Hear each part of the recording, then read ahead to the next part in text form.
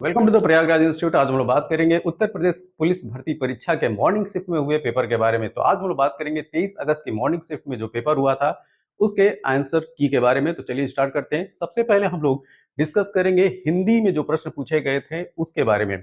ये जो आप लोग गद्यांश देख रहे हैं, गद्यांश आधारित जो है आपसे प्रश्न पूछा गया था और इसमें जो है गद्यांश आधारित प्रश्नों की जो संख्या थी वो थी 5, 76, 77, 78, 79 और 80। ये जो 5 क्वेश्चन थे वो आपके गद्यांश आधारित थे और सबसे खासियत ये इस गद्यांश की ये कि ये जो है अभी अभी जो है चकबंदी लेखपाल का जो परीक्षा हुआ था उसमें यही हूबहू जो है गद्यांश पूछा गया था। ठीक है, तो इसी वजह से आप लोगों से बार बार कहा जाता है कि आप जब एग्जाम की प्रिपरेशन करें, किसी भी एग्जाम की प्रिपरेशन करें, तो जो प्रीवियस ईयर का जो पेपर हुआ है, ठीक है, प्रीवियस ईयर में जो पेपर हुए हैं इस एग्जाम या इससे रिलेटेड जो भी एग्जाम हुए उन पेपर्स को सॉल्व करना जो है बहुत जरूरी है। ठीक, तो जिन्होंने चकबंदी लेखपाल का पेपर सॉल्व किया होगा, ठीक, और उनको ये गद्यांश मिला होगा तो उनको जो है वो बहुत ही आसानी से जो है इस प्रश्न को जो है सॉल्व करने में सहूलियत मिली होगी। ठीक है, तो चलिए स्टार्ट करते हैं। इसमें जो आधारित जो प्रश्न थे, तो प्रश्न ये था कि मानव जीवन को भस्मासुर बनने से कैसे रोका जा सकता है। ठीक है, तो दिए गए ऑप्शन में जो सही उत्तर होगा आपका नैतिक आत्मिक मूल्यों को विकसित करके। ठीक है, अब यहाँ पे प्रश्न ये आता है कि आप लोग ये सोच रहे होंगे कि यहाँ पे जो है मैंने आंसर ऑलरेडी जो है वो टिक करके रखा है। इसका रीजन ये है कि इस वीडियो की पीडीएफ अगर किसी को चाहिए तो आप जो है हमारे Telegram channel the Prayagraj institute पर जाके जो है इस वीडियो की पीडीएफ ले सकते हैं, तो जिसमें आपको जो है आंसर इस तरीके से आपको देखने को मिलेगा, तो आप जो है कम समय में ज्यादा से ज्यादा इंफॉर्मेशन जो है गैदर कर सके। इसी वजह से ऑलरेडी जो है हमने यहाँ पे जो आंसर है जो है वो टिक करके रखा है। ठीक है, तो इस गद्यांश पर आधारित जो पहला प्रश्न था यह था कि मानव जीवन को भस्मासुर बनने से कैसे रोका जा सकता है, तो इसका सही उत्तर है नैतिक आत्मिक मूल्यों को विकसित करके। अब देखिए, जैसे आपके डिफरेंट सेट हो सकते हैं पेपर के, तो डिफरेंट सेट में जो है ये ऑप्शंस हैं या जो क्वेश्चन नंबर है वो आपके डिफरेंट हो सकते हैं। ठीक है, तो आप जो है इससे विचलित मत होइएगा। तो अब चलते हैं अगले प्रश्न की तरफ। हमारे सामने जो अगला प्रश्न है, अगला प्रश्न है कि आधुनिक मानव विकास को सर्वांगीण नहीं कहा जा सकता है, क्योंकि क्योंकि साहित्य धर्म कला आदि मानव चेतना से निर्वासित है। ठीक है, तो यहाँ पे जो ऑप्शन जो सी है वो सही है। देखिए, आधुनिक मानव विकास को सर्वांगीण नहीं कहा जा सकता है, क्यों? क्योंकि इसमें जो है साहित्य धर्म कला आदि जो मानव चेतना है वो जो है इसमें नहीं है, निर्वासित है। ठीक है, इसमें से बहिष्कृत है। इस वजह से आधुनिक मानव विकास को सर्वांगीण नहीं कहा जा सकता है। तो यहाँ पे ऑप्शन हमारा जो है वो सी सही है। अब चलते हैं अगले प्रश्न की तरफ। अगला प्रश्न यह है कि अणु विस्फोट को मानवतावादी की मर्यादा देना तभी संभव है जब व्यक्ति की क्षुद्रता को राष्ट्र की क्षुद्रता न बनने दिया जाए। ठीक है, तो देखिए, एक ऑप्शन नंबर जो ए है और इसी तरीके से मिलता जुलता जो ऑप्शन नंबर सी है। ठीक है, तो ए और सी में डिफरेंस क्या है? यहाँ पे क्षुद्रता को राष्ट्र की क्षुद्रता न बनने दिया जाए, ये बहुत इंपॉर्टेंट। जबकि ऑप्शन नंबर सी में क्या दिया है? क्षुद्रता जब राष्ट्र की क्षुद्रता बन जाता है। ठीक है, तो जो आपसे ये जो प्रश्न पूछा गया है कि अणु विस्फोट को मानवतावादी की मर्यादा देना तभी संभव है जब व्यक्ति की क्षुद्रता को जो है राष्ट्र की क्षुद्रता न बनने दिया जाए। ऑप्शन नंबर ए इसका जो है वो सही उत्तर होगा। अब चलते हैं अगले प्रश्न की तरफ। आज का मानव अपने व्यक्तित्व और अस्तित्व के व्यक्तित्व और अस्तित्व के प्रति इसलिए शंकालु है। ठीक है, शंकालु मतलब कि संदेह युक्त है, क्योंकि वह विज्ञान की विध्वंसक शक्तियों से भयभीत है। क्या? वह इसलिए शंकालु है क्योंकि वह विज्ञान की विध्वंसक शक्तियों से भयभीत है। तो जो आप गद्यांश पढ़ेंगे तो उस गद्यांश में जो है आपको ये इस तरीके जो है वो आपको जो निष्कर्ष निकलने वाला जो उत्तर है वो आपको मिल जाएगा। ठीक, तो यहाँ पे जो ऑप्शन होगा वो होगा ऑप्शन नंबर सी। हमारी विज्ञानाधृत शिक्षा हमारी विज्ञानाधृत शिक्षा की सर्वाधिक महत्वपूर्ण देन क्या है? ठीक है, तो इसकी जो सबसे महत्वपूर्ण देन है जीवन की अपरिसीम भौतिक विकास। क्या? जीवन का जो अपरिसीम भौतिक विकास है वह हमारी विज्ञानाधृत शिक्षा की सर्वाधिक महत्वपूर्ण विशेषता है। इसका उत्तर हुआ ऑप्शन नंबर ए। अगला प्रश्न जो है कि अगम आगम शब्द युग्म का सही अर्थ क्या है? ठीक है, तो अगम आगम शब्द युग्म का सही अर्थ है दुर्लभ उत्पत्ति। देखिए, अगम का मतलब होता है दुर्लभ, और आगम का मतलब होता है उत्पत्ति। ठीक है, तो यहाँ पे जो सही कॉम्बिनेशन है वो क्या है? दुर्लभ उत्पत्ति, ऑप्शन ए। अब देखिए, अगर आपने यहाँ पे ध्यान नहीं दिया होगा तो यहाँ पे प्रश्न आपका जो है गलत हो सकता है। कैसे?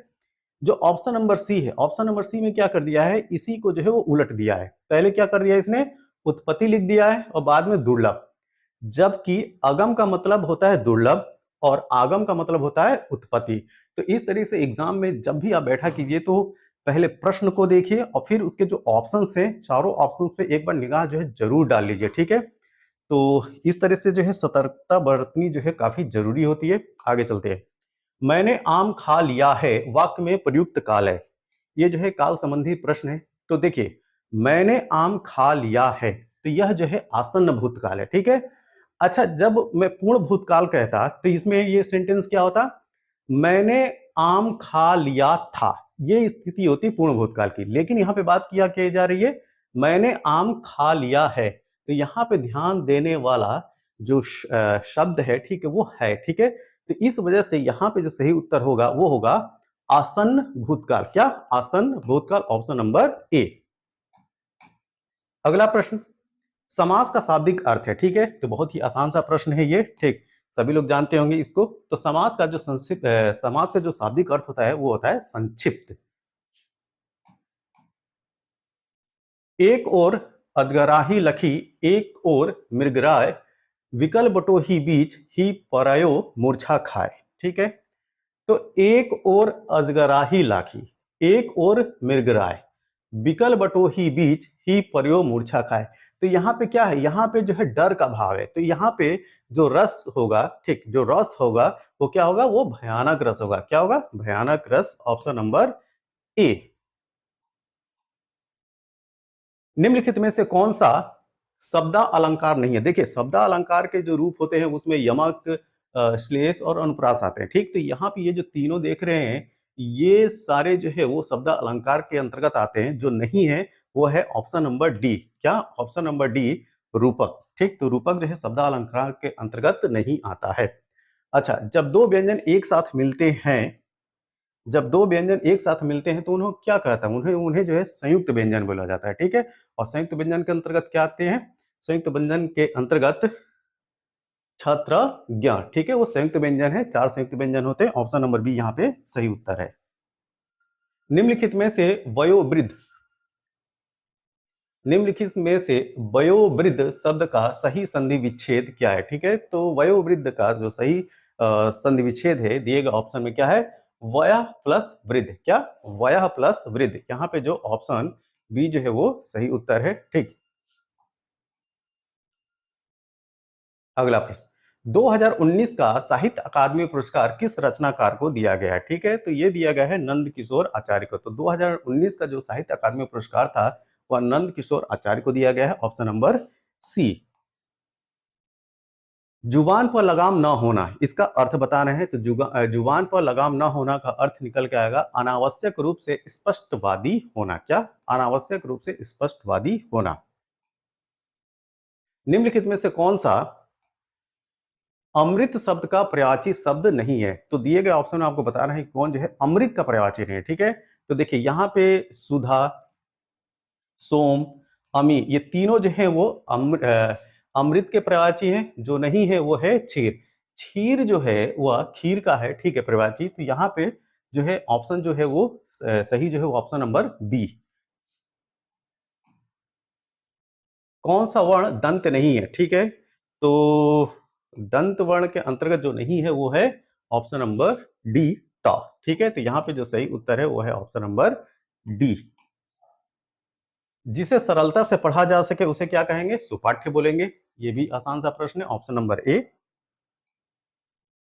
निम्नलिखित में से वाक्यों के शुद्ध रूप चयन कीजिए। ठीक है, वाक्यों के शुद्ध रूप इसमें से क्या होगा? तो भारत में अनेक जाति है, गलत है ये। ठीक है, भारत में अनेकों जाति हैं, ये भी गलत है। भारत में अनेक जातियां हैं, ये सही है। ठीक है, तो भारत में अनेक जातियां, ये जो वाक्य है, यह जो सेंटेंस है वो काफी मतलब ये शुद्ध है। ठीक, तो ऑप्शन नंबर सी जो है हमारा वो सही उत्तर होगा। वह आई, वह आई हो तो मेरी चिट्ठी उसे दे देना, इस वाक्य में कौन सा काल है? ठीक है, तो यहाँ पे जो काल है वो है संभाव्य वर्तमान। क्या? संभाव्य वर्तमान, ऑप्शन नंबर बी। ठीक, अब चलते हैं अगले प्रश्न की तरफ। असोच, अशौच, ठीक है, शब्द युग्म का सही विकल्प क्या है? ठीक है, तो ये जो है इसको बोलते हैं बिना सोच के अशुद्धि। क्या?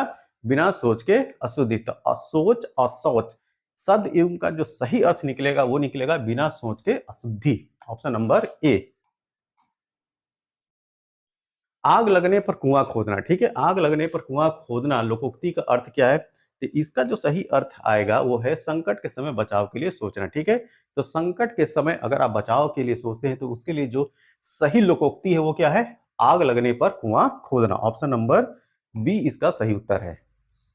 हिंदी भाषा के लिए साहित्य अकादमी पुरस्कार की प्रथम विजेता कौन थे? ठीक है, तो आपको हिंदी साहित्य अकादमी जो पुरस्कार है, ठीक है, हिंदी भाषा के लिए जो साहित्य अकादमी पुरस्कार है उसकी शुरुआत होती है उसकी जो शुरुआत होती है 1954 में होती है और सबसे पहले जो है माखनलाल चतुर्वेदी को दिया जाता है। ठीक है, किसको दिया जाता है? माखनलाल चतुर्वेदी को, ऑप्शन नंबर सी। देश प्रेम में कौन सा समास है? तो देश प्रेम में जो समास है वह है तत्पुरुष। ठीक है, तो देश प्रेम क्या? देश के लिए प्रेम। तो यहाँ पे जो समास होगा वो क्या होगा? ऑप्शन नंबर बी, तत्पुरुष समास। ठीक है, तो यहाँ पे ऑप्शन नंबर बी जो है वो सही उत्तर है। निम्नलिखित में से मूक का अनेकार्थक शब्द कौन सा नहीं है? ठीक है, तो मूक, मूक मतलब गूंगा होता है, चुप होता है, शांत होता है। ठीक है, तो जो शब्द नहीं है इसका मतलब कि इसका पर्याय वो है विवश। ठीक है, तो क्या है? ऑप्शन नंबर डी इसका सही उत्तर है। निजवाचक सर्वनाम का प्रयोग किस वाक्य में हुआ है? ठीक है, तो निजवाचक सर्वनाम का प्रयोग जो है आप भला तो जग भला। क्या? आप भला तो जग भला में जो है निजवाचक सर्वनाम का प्रयोग हुआ है। ठीक, क्या भूलूं क्या याद करूं हरिवंश राय बच्चन की आत्मकथा श्रृंखला का कौन सा भाग है? ठीक है, तो जो हरिवंश राय बच्चन की जो क्या भूलूं क्या याद है उस जो है वो 4 पार्ट हैं। तो इसमें जो सही उत्तर है ये है पहला, क्या? Option number D. तो क्या भूलूं क्या याद करूं हरिवंश राय बच्चन की आत्मकथा की श्रृंखला में जो यह पहला हिस्सा है, ऑप्शन नंबर डी। अनावर्त शब्द का समभिनार्थक क्या है? ठीक है, तो इसका समभिनार्थक अर्थ है न दोहराया हुआ, ऑप्शन नंबर ए। निम्नलिखित में से कौन सा शब्द पुल्लिंग है? ठीक, तो दिए गए ऑप्शन में सही उत्तर है क्षेत्र। ठीक है, देखिए क्षमा दी जाती है, घटना घटित होती है, रीति चलती है। ठीक, क्षेत्र होता है, यह हमारा क्षेत्र। ठीक, यह उत्तर प्रदेश का क्षेत्र, मध्य प्रदेश का क्षेत्र, इस तरीके से। तो क्षेत्र क्या है? पुल्लिंग शब्द है। निम्नलिखित में से कौन सा शब्द में उपसर्ग नहीं है? ठीक है, तो दिए गए ऑप्शन में सही उत्तर क्या है? ओढ़ना। ओढ़ना में जो है वो उपसर्ग नहीं है, जबकि अपवाद, अप, पराजय, परा, प्रभाव, परा, ये सब जो है उपसर्ग है। ठीक है, और किसमें नहीं है? ओढ़ना में नहीं है, ऑप्शन नंबर डी। विस्मय बोधक चिन्ह क्या है? ठीक, तो ये आसान सा प्रश्न है, ऑप्शन नंबर डी। किस वाक्य में अच्छा शब्द का प्रयोग, किस वाक्य में अच्छा शब्द का प्रयोग विशेषण के रूप में हुआ है? ठीक है, तो यह स्थान बहुत अच्छा है। ठीक है, तो यह स्थान बहुत अच्छा है, तो इसमें विशेषण जो है विशेषण के रूप में जो है अच्छा प्रयोग है। क्यों? क्योंकि स्थान की वो जो है वो विशेषता बता रहा है। ठीक है, तो विशेषण होते क्या है? जो किसी की विशेषता बताएं, किसी की मतलब संज्ञा सर्वनाम की विशेषता बताने वाले शब्द जो वो विशेषण होते हैं। तो यहाँ पे स्थान की विशेषता बता रहा है, तो इस वजह से जो सही उत्तर होगा वो होगा option number B. Prem Sagar के रचनाकार, प्रेम सागर के रचनाकार हैं लल्लू लाल। ये जो है प्रश्न घूमता रहता है। सदा एक वचन में प्रयुक्त होने वाले शब्दों को चुनिए। ठीक, होश, लोग। ठीक, तो होश, लोग जो है वो हमेशा जो है वो एक वचन में प्रयुक्त होने वाला शब्द है। ठीक, ऑप्शन नंबर ए। राजा शब्द के लिए प्रवाची शब्द क्या है? नरेंद्र। ठीक है, तो नरेंद्र जो है वो राजा शब्द के लिए प्रयुक्त होने वाला प्रवाची शब्द है। किसी एक में ही आस्था रखने वाला वाक्यांश के लिए एक शब्द बताइए, तो वो कहलाता है अनन्य। क्या कहलाता है? अनन्य। ठीक, तो यहाँ पे सही उत्तर है ऑप्शन नंबर सी। निम्नलिखित शब्दों में प्रयुक्त प्रत्यय किस विकल्प में,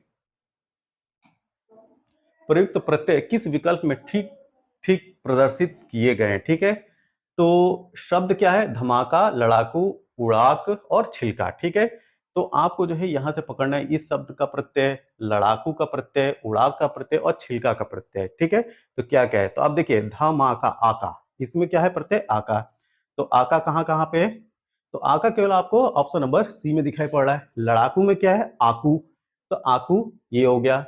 उड़ाक में क्या है आक, ये आक हो गया। छिलका में क्या है का, क्या है का, तो ये का हो गया। तो ऑप्शन नंबर सी जो है हमारा सही उत्तर होगा। शुद्ध वाक्य का चयन करना है। ठीक है, तो यहां पे आपको बताना है इसमें दिए गए ऑप्शन में कौन जो है वो शुद्ध वाक्य है। यह समय मोहन की आयु 20 वर्ष है। ठीक है, तो देखिए यहाँ पे जो है आयु नहीं होगा अवस्था होगी, क्या होगी अवस्था। तो इस समय मोहन की अवस्था 20 वर्ष की है। ठीक है, तो ऑप्शन नंबर ए। आतंकवाद से लड़ने में सूचना साझा करना किन तरीकों से महत्वपूर्ण है। ठीक है, तो यह जो है अधिकारियों को संभावित खतरों को अधिक तेजी से पहचानने में सहायता करता है। भारत के किस पड़ोसी देश को थंडर ड्रैगन, क्या थंडर ड्रैगन की भूमि के नाम से जाना जाता है। थंडर मतलब होता है ठीक बिजली गिरना, मतलब बिजली चमकना। ठीक है, तो थंडर ड्रैगन की भूमि के नाम से जाना जाता है भूटान को। तो जो बिजली गरजती है ठीक वो ये बिजली गर्जन देश के नाम से भी जो भूटान को जाना जाता है, यहाँ पे इसकी जो है इंग्लिश रख दी गई है। ठीक, तो भारत के किस पड़ोसी देश को थंडर ड्रैगन के नाम से जानते हैं, तो वो है Bhutan, option number D. NHRC का पूर्ण रूप क्या है, ठीक है, इसका फुल फॉर्म बताना है। तो national human right commission India. ठीक है, तो यहाँ पे सही उत्तर क्या है, option number A. Option number जो है ए जो है इसका सही उत्तर है, नेशनल ह्यूमन राइट कमीशन, जिसकी स्थापना 1993 में होती है। 1985 को कौन सा अंतर्राष्ट्रीय वर्ष घोषित किया गया था। ठीक है, ये थोड़ा सा जो है वो हट के प्रश्न आ गया, तो यहाँ पे सही उत्तर होगा ऑप्शन नंबर बी। अनुसंधान विधियां उत्तरदाताओं की प्रतिक्रियाओं के आधार पर उसने गहन और आगे की जांच और पूछताछ करने में सहायता करती है। ठीक है, तो यह कहलाता है क्वालिटेटिव मेजर्स, क्या कहलाएगा क्वालिटेटिव या गुणात्मक। तो अनुसंधान विधियां उत्तरदाताओं की प्रतिक्रियाओं के आधार पर उनसे गहन और आगे की जांच और पूछताछ करने में सहायता करती है, यह है गुणात्मक। दुर्भावनापूर्ण फाइलें वाली छवियों का उपयोग हैकर को आपके खाते की जानकारी चुराने या आपके कंप्यूटर को संक्रमित करने में मदद करने के लिए किया जाता है। ठीक है, तो ये कहलाता है इमेज फिशिंग, क्या ऑप्शन नंबर सी। तो देखिए यहाँ पे जो है दुर्भावनापूर्ण फाइलों वाली छवियों का उपयोग। ठीक है, तो यहाँ पे जो है अगर आप इसकी इंग्लिश देखते हैं तो यहीं पे इमेज पकड़ में आ जाती है, और ऑप्शन में जो है आप पकड़ लेते हैं तो इमेज किस में है, तो इस ऑप्शन नंबर सी में जो है इमेज आपको दिख रहा है। ठीक है, तो ऑप्शन नंबर सी जो है आप ऐसे भी पकड़ सकते थे। अगला प्रश्न, क्रोएशिया गणराज्य की जो है वो राजधानी बताना है। तो क्रोएशिया रिपब्लिक की राजधानी है जाग्रेब, क्या जाग्रेब, ऑप्शन नंबर ए। पुस्तक अ लाइफ मिस स्पेंट किसके द्वारा लिखी गई है, तो यह पुस्तक है सूर्यकांत त्रिपाठी निराला की। ठीक, तो सूर्यकांत त्रिपाठी निराला के द्वारा लिखित पुस्तक का नाम है पुस्तक अ लाइफ मिस स्पेंट। ठीक है, ये काफी इंपॉर्टेंट पुस्तक है, अ लाइफ मिस स्पेंट। आसमान के नीलेपन का मुख्य कारण क्या है, ध्यान दीजिएगा। देखिए आसमान के नीलेपन का मुख्य कारण, ठीक, आसमान जो हमें नीला दिखता है उसका कारण यह है कि वायु के अणुओं द्वारा सूर्य के प्रकाश का प्रकीर्णन, मतलब बिखराव। ठीक है, स्कैटरिंग। तो यहाँ पे जो सही उत्तर है वो है ऑप्शन नंबर सी। ठीक, यहाँ पे इस प्रश्न के बहुत लोग जो उत्तर बता रहे हैं ये श्वेत प्रकाश का प्रकीर्णन। ठीक है, तो ये ऑप्शन गलत है। अगर आप धरती पर रह के, ठीक है, धरती पर रह के आप देख रहे हैं आसमान नीला है, तो इसका रीजन है हमारा वायुमंडल। ठीक है, हमारा वायुमंडल, और जैसा कि आप जानते हैं कि पृथ्वी है जहाँ पे वायुमंडल जो है पाया जाता है, तो इस वजह से यहाँ के जो वायुमंडल है उसके वायु के अणुओं द्वारा सूर्य के प्रकाश का प्रकीर्णन, बिखराव जो है, इसका सही उत्तर option number C. Raman Subba Rao जिनका हाल ही में निधन हो गया किस खेल से जुड़े हैं, ठीक है, तो यहाँ पे सही उत्तर है ऑप्शन नंबर सी क्रिकेट। ठीक, तो ये जो है वो क्रिकेट से जुड़े हुए हैं। निम्नलिखित में से किस प्रकार का प्रदूषण संवर्धन त्वरित यूट्रोफिकेशन है। ठीक, देखिए यूट्रोफिकेशन की जो क्रिया होती है वो होता है, वो जो द्योतक होता है वो जल प्रदूषण का, ठीक, जिसमें जो है ऑक्सीजन की मात्रा पानी में जो है वो कम होने लगती है। तो जो डिजॉल्व ऑक्सीजन है पानी में, ठीक, वह कम होने लगता है और उस स्थिति को बोलते हैं यूट्रोफिकेशन। क्या बोलते हैं, यूट्रोफिकेशन। और इस स्थिति में जो है आप झील तालाबों में देखते होंगे जलकुंभिया इकोर्निया जिसको बोला जाता है, तो जलकुंभियों की जो है बहुत ज्यादा आउटग्रोथ होती है, जो शैवाल होते हैं उनकी आउटग्रोथ होती है, ठीक है, बहुत ज्यादा मतलब उनकी वृद्धि होती है, देखने को मिलेगा। तो इस कंडीशन को जो है वो जल प्रदूषण यूट्रोफिकेशन बोलते हैं। और जो प्रदूषित जल होता है उसी में यह घटना आपको देखने को मिलती है, ठीक। और इस कंडीशन में उस वाटर में, उस पानी में जो है वो ऑक्सीजन की मात्रा कम हो जाती है। 1946 के विमुद्रीकरण के दौरान आरबीआई के गवर्नर थे, ठीक है। तो आपको बताना है कि आरबीआई के गवर्नर उस समय कौन थे, तो वो थे सीडी देशमुख, ठीक। तो सीडी देशमुख जो है 1946 में जब डीमोनेटाइजेशन हुआ था, विमुद्रीकरण हुआ था, तो उस समय वो आरबीआई के गवर्नर थे, ठीक। तो देखिए एक क्वेश्चन जो है डीमोनेटाइजेशन से, विमुद्रीकरण से जो है वो आ रहा है, ठीक।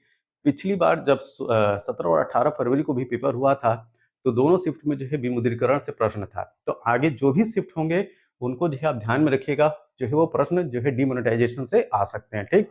तो जो अभी हाल में जो डीमोनेटाइजेशन हुआ था वो 2016 में हुआ था, और उस समय प्रधानमंत्री थे नरेंद्र मोदी, ठीक। तो इस तरीके से जो डीमोनेटाइजेशन से रिलेटेड जो हिस्ट्री है उसको भी आप जो है जरूर देखिए, ठीक। भारतीय संविधान का कौन सा भाग राज्य के नीति निर्देशक सिद्धांत से संबंधित है, इसका सही उत्तर है ऑप्शन नंबर सी, भाग 4।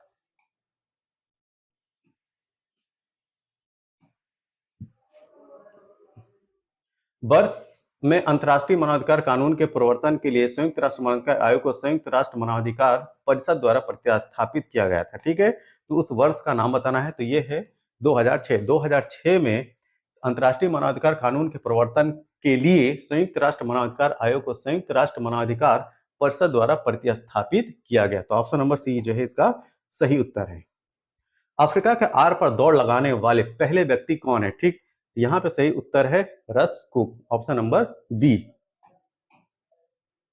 प्रायद्वीपीय भारत की सबसे लंबी नदी क्या है, तो प्रायद्वीपीय भारत की जो सबसे लंबी नदी है वो गोदावरी है। और अगर आपको आपसे पूछा जाए कि भारत की सबसे लंबी नदी कौन है, तो गंगा नदी है। और अगर आपसे पूछा जाए कि दुनिया की सबसे लंबी नदी कौन है, तो वह है नील नदी। आरबीआई का पूर्ण रूप क्या है, सॉरी यहाँ पे बी आर आई लिखा है, ठीक। तो बी आर आई का जो है आपको फुल फॉर्म बताना है, तो बी आर आई ये है बेल्ट एंड रोड इनिशिएटिव, जो चाइना की एक महत्वपूर्ण योजना है बी आर आई। तो इसका फुल फॉर्म होता है belt and road initiative, option number सी।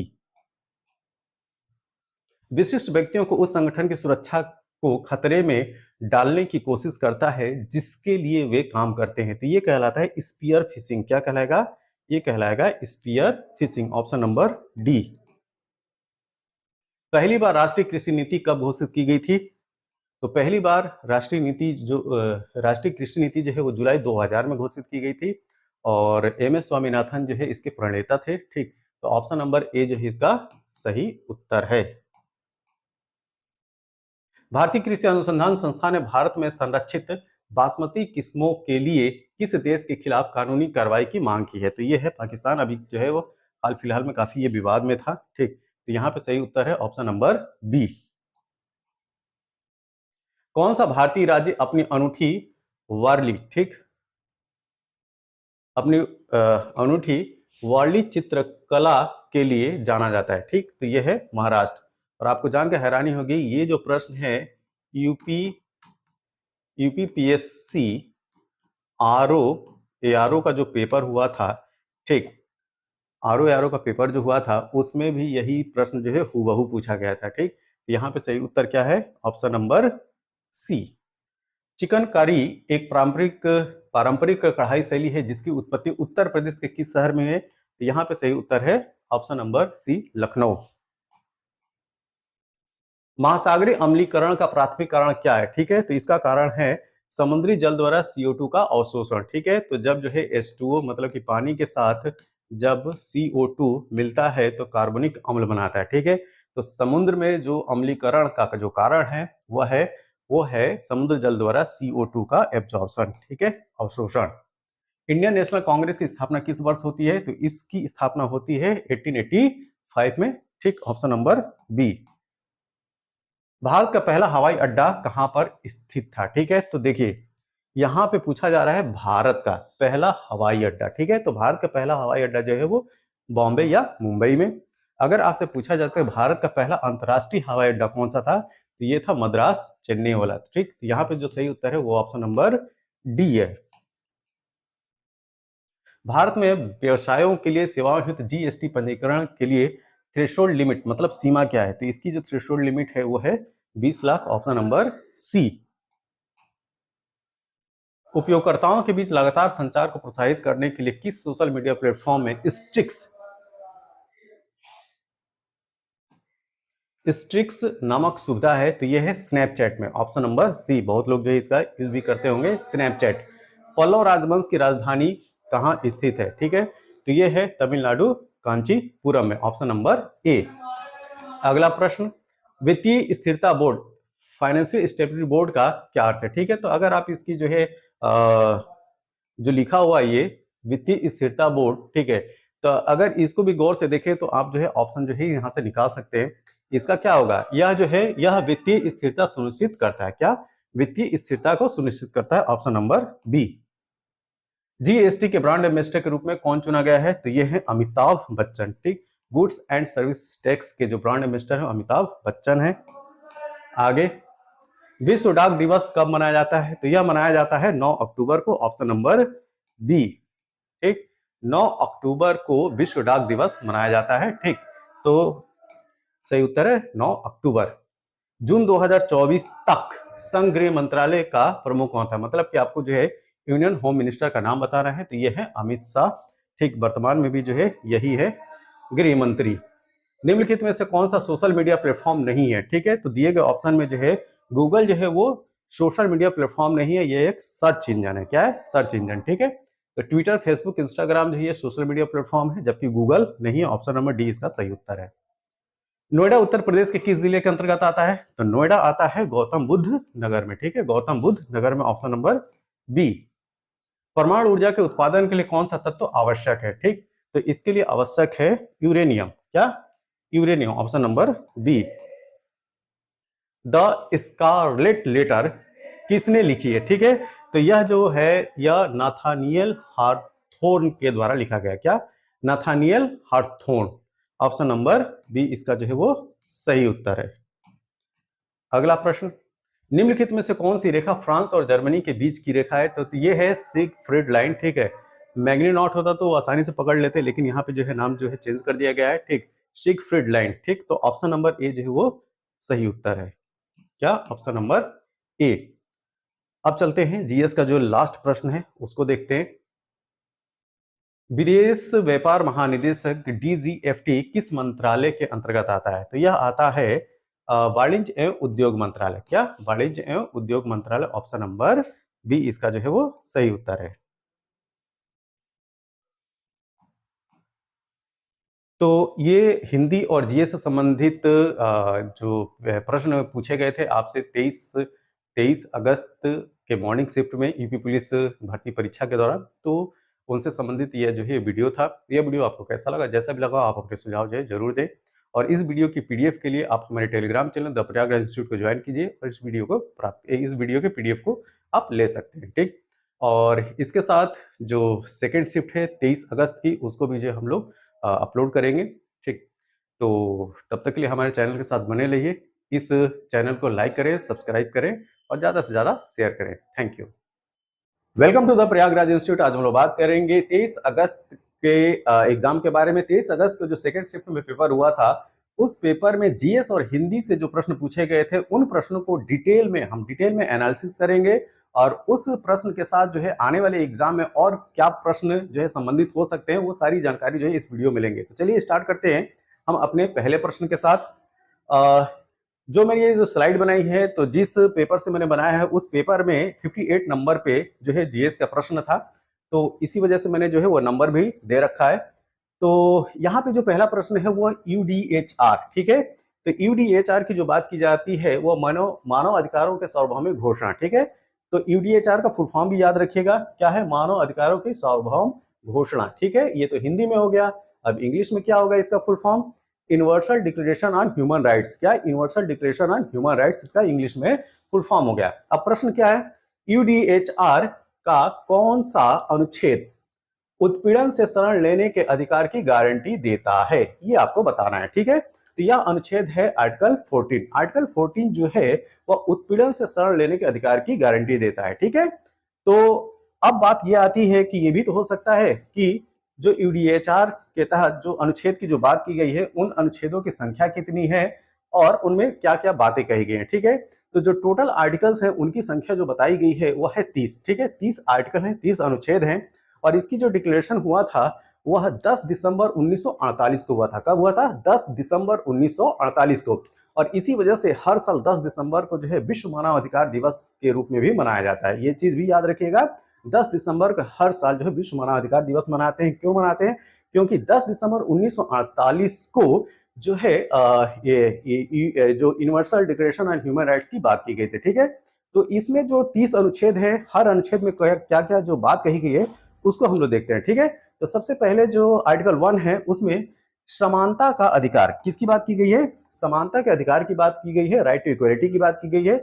दूसरे अनुच्छेद में भेदभाव से मुक्ति की बात की गई है और जीवन और स्वतंत्रता व्यक्तिगत सुरक्षा का अधिकार जो है आर्टिकल 3 में कही गई है। ठीक है, अनुच्छेद 4 में गुलामी से मुक्ति की बात की गई है। ठीक है, तो आर्टिकल 4 में किसकी बात की गई है? गुलामी से मुक्ति। और एक चीज ध्यान रखिएगा, ये जो आर्टिकल 4 है, जो आर्टिकल 4 है, यहां से प्रश्न जो है यूपीएसआई में पूछा जा चुका है। ठीक है, कि अनुच्छेद 4 में किसकी बात की गई? तो ये बात की गई गुलामी से मुक्ति की। अनुच्छेद 5 यातना और अपमानजनक व्यवहार से मुक्ति। और एक बार फिर मैं कहना चाहूंगा कि ये जो अनुच्छेद है वो काफी इंपॉर्टेंट है, इसी वजह से ये सारे 30 के 30 जो अनुच्छेद हैं, आर्टिकल्स हैं, उसमें क्या बातें कही गई उसका मैंने समावेश किया है। ठीक है, तो इस सारे अनुच्छेद और उसमें बातें जो कही गई उसको रटना जो है बहुत जरूरी है। आगे अनुच्छेद 6 जो है कानून के समक्ष एक व्यक्ति के रूप में मान्यता का अधिकार की बात करता है। अनुच्छेद 7 जो है कानून के समक्ष समानता के अधिकार की बात करता है। अनुच्छेद 8 समक्ष न्यायाधिकरण द्वारा उपचार का अधिकार। अनुच्छेद 9 जो है मनमाने ढंग से गिरफ्तारी और निर्वासन से मुक्ति की बात करता है। अनुच्छेद जो 10 है, ठीक है, 10 जो है वो निष्पक्ष सार्वजनिक सुनवाई का अधिकार की बात करता है। 11 की बात करें, दो साबित होने तक निर्दोष माने जाने का अधिकार, मतलब कि अगर कोई जो अपराधी है, अगर उसका अपराध सिद्ध नहीं होता है तब तक वह क्या है? निर्दोष है। यह बात किसमें की गई है? आर्टिकल 11 में की गई है। अगर अनुच्छेद 12 की बात करें तो इसमें गोपनीयता, परिवार, घर और पत्राचार में हस्तक्षेप से स्वतंत्रता की बात की गई है। क्या? आर्टिकल 12। आर्टिकल 13 जो अनुच्छेद 13 है उसमें देश के अंदर और बाहर स्वतंत्र रूप से आने जाने के अधिकार की बात की गई। और इस तरीके से जो अधिकार हैं, आप भारत के संविधान में जो फंडामेंटल राइट्स है, जो मौलिक अधिकार है, उसमें भी इस तरह के अधिकारों की आप बात देखते होंगे। ठीक है, अनुच्छेद 14 की बात करें तो उत्पीड़न से बचने के लिए दूसरे देशों में शरण लेने का अधिकार। और यही जो है आपसे क्वेश्चन ये जो है पूछा गया था। ठीक है, इस प्रश्न में, इस पेपर में। अनुच्छेद 15 की बात करें तो राष्ट्रीयता का अधिकार और इसे बदलने की स्वतंत्रता। ठीक है, तो अगर किसी की नेशनलिटी जो है वो इंडियन है, ठीक है, वर्तमान में, और वह जो है दूसरी देश की जो है नागरिकता लेना चाहता है तो वो ले सकता है। तो ये जो है ये बात की गई है आर्टिकल 15 में। आगे हम लोग बात करेंगे जो 16 से लेकर आगे के जो 30 आर्टिकल है उनके बारे में। ठीक, तो अनुच्छेद जो 16 है उसमें विवाह और परिवार के अधिकार की बात की गई है। अनुच्छेद 17 में संपत्ति के स्वामित्व के अधिकार की बात की गई है। राइट टू प्रॉपर्टी की बात की गई है आर्टिकल 17 में। आप जो है कमेंट बॉक्स में बताइएगा कि भारत के किस अनुच्छेद के तहत, भारत के किस अनुच्छेद के जो है वो राइट टू प्रॉपर्टी की बात की गई है। ठीक है, अनुच्छेद 18 में विश्वास और धर्म की स्वतंत्रता की बात की गई है। अनुच्छेद 19 में राय और सूचना की स्वतंत्रता की बात की गई है। और 20 जो अनुच्छेद 20 है उसमें शांतिपूर्ण सभा संघ का अधिकार की बात की गई है। ठीक है, अनुच्छेद 21 की बात करें तो सरकार स्वतंत्र चुनाव में भाग लेने का अधिकार। ठीक है, तो ये भी जो है यूडीएचआर में बात ये भी की गई है आर्टिकल 21 के तहत। 22 की बात करें तो अनुच्छेद 22 जो है सामाजिक सुरक्षा का अधिकार की बात करता है। तो सोशल सेफ्टी की जो बात की गई है आर्टिकल 22 में की गई है। आर्टिकल 23 जो है वांछनीय कार्य और ट्रेड यूनियनों में शामिल होने के अधिकार की बात करता है। ठीक है, जो कि आप भारत के संविधान में जो फंडामेंटल राइट है आर्टिकल 19 के तहत पाएंगे। ठीक है, अनुच्छेद 24 की बात किया जाए तो आराम और अवकाश का अधिकार जो है आर्टिकल 24 में। अनुच्छेद 25 में जो है वो पर्याप्त जीवन स्तर का अधिकार। ठीक है, तो पर्याप्त जीवन स्तर की जो बात की गई है आर्टिकल 25 में की गई है। अनुच्छेद 26 में जो है शिक्षा का अधिकार की बात की गई है, राइट टू एजुकेशन की बात की गई है। अनुच्छेद 27 में समुदाय के सांस्कृतिक जीवन में भाग लेने के अधिकार की बात की गई है। ठीक है, आर्टिकल 28 एक सामाजिक व्यवस्था का अधिकार। जो इस दस्तावेज को स्पष्ट करता हो। ठीक है, तो सामाजिक व्यवस्था के अधिकार की जो बात की गई है वो आर्टिकल 28 में की गई है। आर्टिकल 29 स्वतंत्र और पूर्ण विकास के लिए अवकाश सामुदायिक कर्तव्य की जो बात की गई है वो आर्टिकल 29 में की गई है। ठीक है, और एक और चीज जो यहाँ पे आप लोग को दिख नहीं रहा होगा, ठीक, इसको जब मैं पीडीएफ, ये जो पीडीएफ जब मैं टेलीग्राम में डालूंगा तो मैं जो है वो क्लियर करके दूंगा आप लोग को। ठीक है, तो और एक चीज मैं और क्लियर कर दूं, इस वीडियो की जो पीडीएफ है आप हमारे जो चैनल है द प्रयागराज इंस्टीट्यूट उसके टेलीग्राम चैनल से जो है आप जो है इसकी पीडीएफ ले सकते हैं। ठीक, अनुच्छेद जो 30 है जो बहुत इंपॉर्टेंट है, वह यह कहता है कि उपरोक्त जो भी अधिकार हैं उसमें राज्य या व्यक्तिगत इस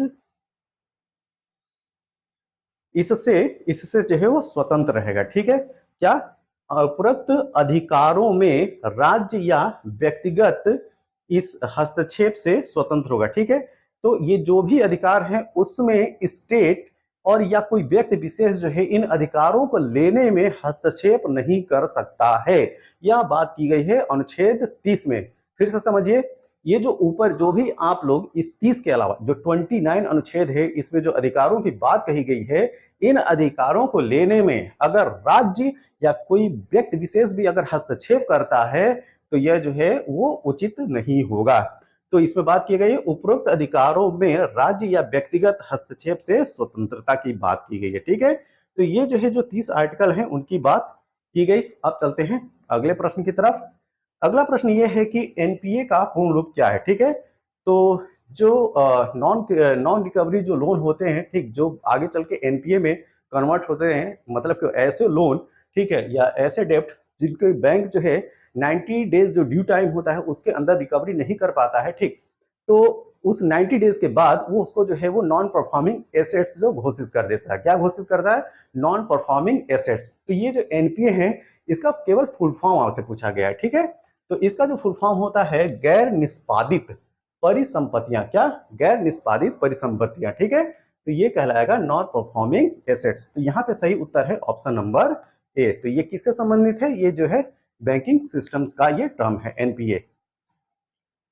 अगला प्रश्न, उत्तर प्रदेश के किस जिले में सेरा नृत्य, ठीक है, ये काफी इंपॉर्टेंट है। यहाँ पे सेरा नृत्य की बात की जा रही है कि उत्तर प्रदेश के किस जिले में सेरा नृत्य मनाया जाता है। ठीक है, तो यह मनाया जाता है ललितपुर में। ठीक है, ललितपुर में। और एक चीज और याद रखिएगा, उत्तर प्रदेश में केवल ललितपुर ही वह डिस्ट्रिक्ट है जहां पे यूरेनियम पाया जाता है। क्या पाया जाता है? यूरेनियम पाया जाता है। ठीक है, तो मतलब उत्तर प्रदेश का एकमात्र जिला है ललितपुर जहां पे यूरेनियम आपको मिलेगा। तो ऑप्शन सी यहाँ पे सेरा नृत्य के रेफरेंस से ललितपुर याद रखिएगा। ठीक है, अगला क्वेश्चन ये है कि व्यापक परमाणु परीक्षण प्रतिबंध संधि का मुख्य उद्देश्य क्या है। ठीक है, अब ये जो आप हिंदी में लिख रहे देख रहे हैं ये एक्चुअली में है सीटीबीटी। क्या है? सीटीबीटी। अब बात आती है कि सीटीबीटी क्या है?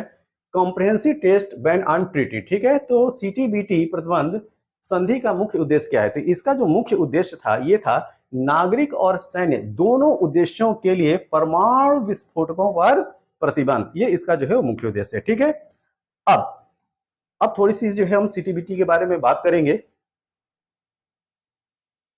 देखिए, यह जो संधि होती है मतलब कि CTBT comprehensive test ban and treaty की जो मैं बात कर रहा हूं, यह जो है वह 24 सितंबर, ध्यान दीजिएगा, 24 सितंबर 1996 को अस्तित्व में आया था। ठीक है, तो ये भी पूछा जा सकता है कि सीटीबीटी जो है वो कब जो है वो अस्तित्व में आता है। तो ये जो ट्रीटी है ये 24 सितंबर 1996 को आती है और उस समय इस पर 71 देशों ने हस्ताक्षर किया था। ठीक है, मतलब कि इस ट्रीटी को माना था।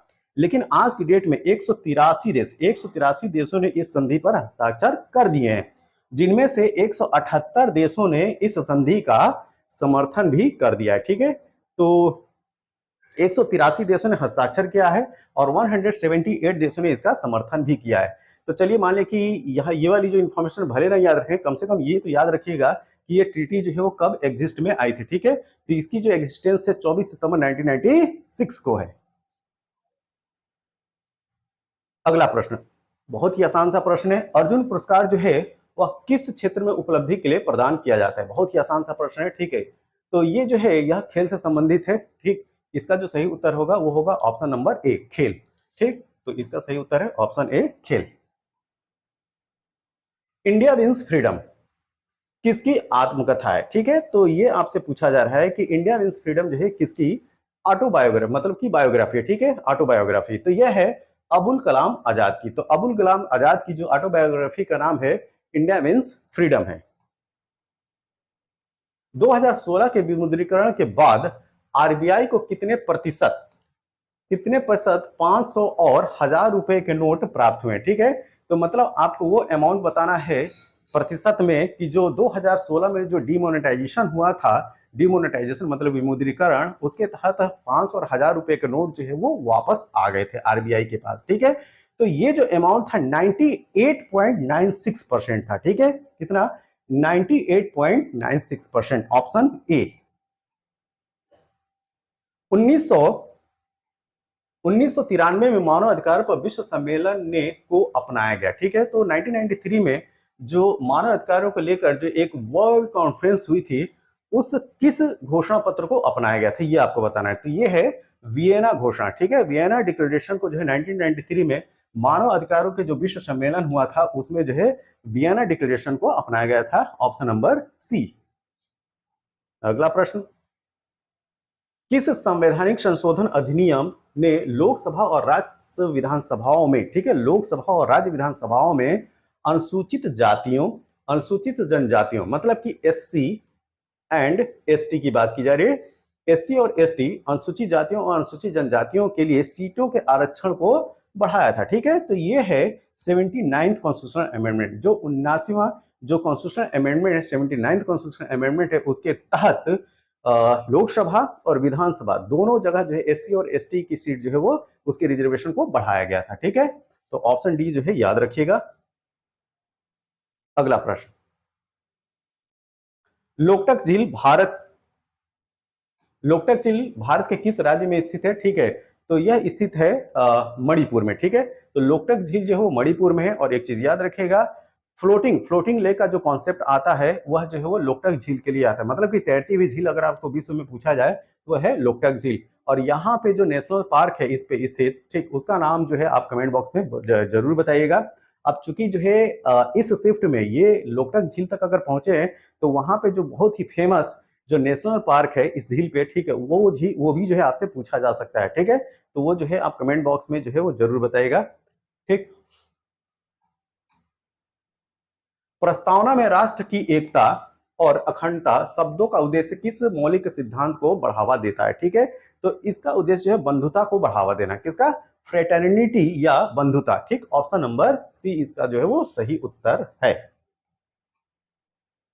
एक सॉफ्टवेयर प्रोग्राम है, ठीक है, एक सॉफ्टवेयर प्रोग्राम है जो इंटरनेट के माध्यम से आने वाले सभी डेटा को जो है फिल्टर कर देता है। ठीक है, तो एक ऐसा सॉफ्टवेयर प्रोग्राम जो इंटरनेट के माध्यम से जो भी जो है डेटा आ रहे हैं उसको जो है फिल्टर करने का जो काम करता है, ठीक है, कंप्यूटर में, वो होता है फायरवॉल। क्या होता है? Firewall, option number D. ठीक है, तो फायरवॉल के द्वारा जो है यह एक डेटा प्रोटेक्शन मिलता है किसको? कंप्यूटर को। दर्शकों के साथ संवाद करने के लिए, ठीक है, ये भी जो है वो कंप्यूटर, या ये कर लीजिए कि आज की डेट में जो सोशल मीडिया है उससे संबंधित ये प्रश्न है। ठीक है, दर्शकों के साथ संवाद करने के लिए सोशल मीडिया प्लेटफॉर्म के रणनीतिक उपयोग के लिए क्या शब्द है? ठीक है, तो इसके लिए है सामाजिक माध्यम विपणन, ठीक है, या बाजारीकरण। ठीक, तो सामाजिक माध्यम विपणन जो है यह वह टर्म है जिसमें दर्शकों के साथ संवाद करने के लिए सोशल मीडिया प्लेटफॉर्म का जो है रणनीतिक उपयोग किया जाता है। इसको क्या बोलते हैं? सामाजिक माध्यम विपणन। सोशल मीडियम मार्केटिंग है। ठीक है, social medium marketing, option A. अगला प्रश्न, भूटान की राजधानी क्या है? बहुत ही आसान सा प्रश्न है। तो भूटान की राजधानी है थिम्पू। क्या है? थिम्पू। भारत में सबसे लंबा नदी पुल कौन सा है? तो ये जो है भूपेन हजारिका सेतु। और एक चीज और याद रखिए, भूपेन हजारिका को जो है वो भारत रत्न से भी नवाजा जा चुका है। तो भूपेन हजारिका सेतु जो है उन्हीं के नाम पे पड़ा हुआ है। एक बहुत बड़े जो है म्यूजिशियन है। ठीक, तो भूपेन हजारिका जो है वो भारत का सबसे लंबा नदी पुल है। सरकार ने किसान क्रेडिट कार्ड योजना की शुरुआत कब की थी? तो इसकी शुरुआत होती है अगस्त 1998 में। ठीक है, तो अगस्त 1998 में जो है वो सरकार ने किसान क्रेडिट कार्ड योजना की शुरुआत की थी। भारत और वियतनाम के बीच साझेदारी से उसके उनके क्षेत्रीय सुरक्षा परिदृश्य में किस प्रकार परिवर्तन आएगा? ठीक है, तो अगर भारत और वियतनाम के बीच जो है साझेदारी और पार्टनरशिप की अगर बात किया जाए तो किस तरीके के परिवर्तन आपको देखने को मिलेंगे, तो ये है रक्षा सहयोग और समुद्री सुरक्षा बढ़ाकर। ठीक है, रक्षा सहयोग और समुद्री सुरक्षा बढ़ाकर, ऑप्शन नंबर सी। जून 2024 तक, ठीक है, लोकसभा में विपक्ष के नेता कौन है? ठीक है, तो लोकसभा में, ठीक, ऑपोजिशन लीडर की बात की जा रही है तो ये है राहुल गांधी। ठीक है, ऑप्शन ए राहुल गांधी। तुगलकनामा पुस्तक के लेखक का नाम पूछा जा रहा है, तो तुगलकनामा पुस्तक के लेखक का नाम है अमीर खुसरो, ऑप्शन ए। अंतरराष्ट्रीय अक्षय ऊर्जा एजेंसी एरेना क्या करती है? ठीक है, तो इसका काम है अक्षय ऊर्जा के उपयोग को बढ़ा देती है। ठीक है, क्या? ऑप्शन है। अब अक्षय ऊर्जा मतलब क्या होती है? नवीनीकरण एनर्जी क्या होती है? तो ऐसी एनर्जी जिसका जो है आप सतत जो है इस्तेमाल कर सकते हैं, वो जो कभी खत्म ना हो। ठीक है, तो ये जो है वो रिन्यूएबल सोर्सेस हैं, जैसे कि हाइड्रो इलेक्ट्रिसिटी हो गया, बायोफ्यूल हो गया, और solar energy, wind energy, tidal energy, ये सब जो है वो रिन्यूएबल एनर्जी ऑफ सोर्सेस है। ठीक है, नवीनीकरणीय ऊर्जा के स्रोत हैं। वैश्विक आतंकवाद विरोधी प्रयासों के समन्वय के लिए, ठीक है, समन्वय के लिए किस संगठन को जिम्मेदार माना जाता है? तो ये है यूएनसीसीटी। ठीक है, United nation convention on counter terrorism. ठीक है, तो ऑप्शन डी इसका जो है वो सही उत्तर है, और इसका जो है फुल फॉर्म भी याद रखिएगा, यूएनसीसीटी का, United nation convention on counter terrorism. दूध उत्पाद, ब्रेड आदि आवश्यक वस्तुओं पर जीएसटी दर क्या है? ठीक है, तो वर्तमान में जो है इसकी जो ब्रेड या दूध उत्पादक जो प्रोडक्ट है उसमें जो है वो 5% है, ऑप्शन ए। चंद्रमा पर नासा के मानवयुक्त लैंडिंग मिशन को क्या नाम दिया गया है? ठीक है, जो 2024-25 तक होने की संभावना है। एक्चुअली में ये जो 2024-25 का ये जो बात की जा रही है, इसको जो और एक्सटेंड कर दिया गया है, 2026 कर दिया गया है। ठीक है, तो ये जो मिशन है आर्टिमिस है। क्या है? Artemis, option number D. तो ध्यान रखिएगा, तो भारत के जो अंतरिक्ष मिशन है उनको तो आपको ध्यान में रखना ही है, साथ में जो वर्ल्ड के जो अंतरिक्ष मिशन है, खासतौर से जो है चाइना, रूस और अमेरिका के, उनके भी नाम आपको याद रखने हैं। ठीक है, तो यहाँ पे जो सही उत्तर है ऑप्शन नंबर डी है। अंतरराष्ट्रीय थर्मोन्यूक्लियर प्रायोगिक रिएक्टर आईटीईआर परियोजना, ठीक है, ये परियोजना नहीं है, ये परियोजना है। ठीक, परियोजना का उद्देश्य निम्नलिखित व्यवहार्य अर्थ प्रदर्शित करना है। ठीक है, इसका क्या उद्देश्य है? इसका उद्देश्य ये है कि बड़े पैमाने पर और कार्बन मुक्त स्रोत के रूप में संलयन ऊर्जा का जो है उपयोग करना है। ये है काम आईटीईआर का। ठीक है, इंटरनेशनल थर्मोन्यूक्लियर प्रायोगिक रिएक्टर, मतलब इंटरनेशनल थर्मोन्यूक्लियर रिएक्टर की इसमें जो है बात की जा रही है। तो इंटरनेशनल थर्मोन्यूक्लियर एक्सपेरिमेंटल रिएक्टर जो परियोजना है उसका उद्देश्य क्या है? बड़े पैमाने पर कार्बन मुक्त स्रोत को जो है वो के रूप में जो है संलयन ऊर्जा का जो है यूज करना।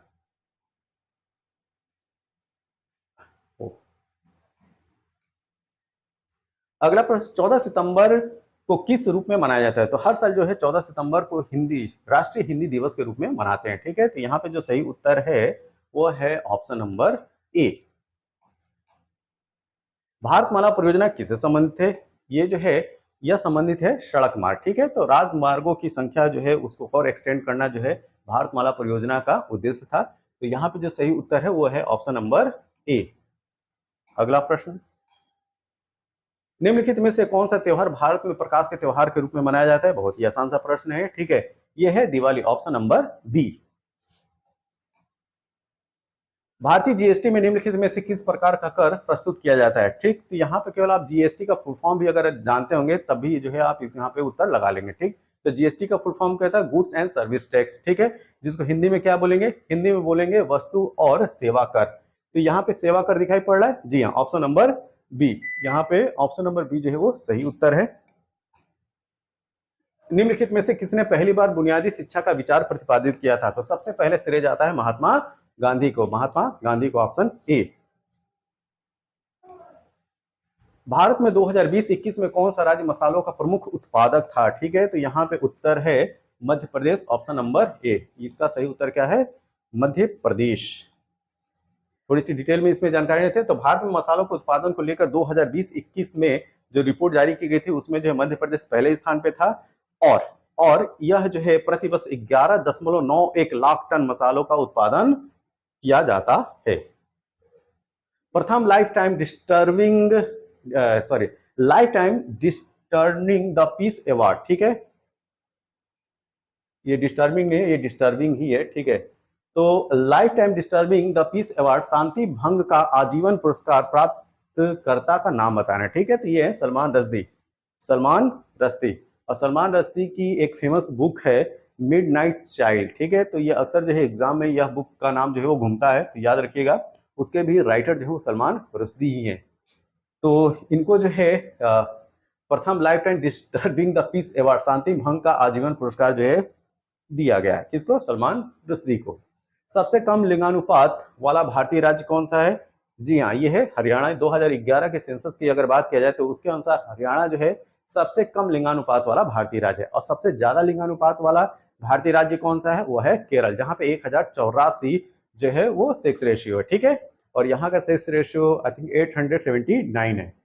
और सेक्स रेशियो जो है पर थाउजेंड पुरुषों पे कितनी महिलाएं हैं वैसे निकाला जाता है, ठीक है। जनसंख्या का घनत्व है, ठीक है। तो जनसंख्या घनत्व क्या होता है ये आपसे पूछा जा रहा था, ठीक है। तो एक पर्टिकुलर एरिया में जो है कितने पर्सन रहते हैं, ठीक, लोगों की जो संख्या होती है वो जनसंख्या कहलाती है। तो यहाँ पे जो सही उत्तर होगा वो होगा ऑप्शन नंबर ये, ठीक है। थोड़ा ये जो है वो चेंज हो गया है, सी और बी ऊपर नीचे हो गया। तो यहाँ पे रखिएगा याद क्या, तो पॉपुलेशन डेंसिटी क्या होती है? संख्या, और कितने स्पेस में वो रहते हैं, कितने जगह में रहते हैं। इसी वजह से जो पॉपुलेशन डेंसिटी है वह वो जो है वो संख्या पर किलोमीटर स्क्वायर में जो है प्रदर्शित की जाती है। तो यहाँ पे जो सही उत्तर है ऑप्शन नंबर सी।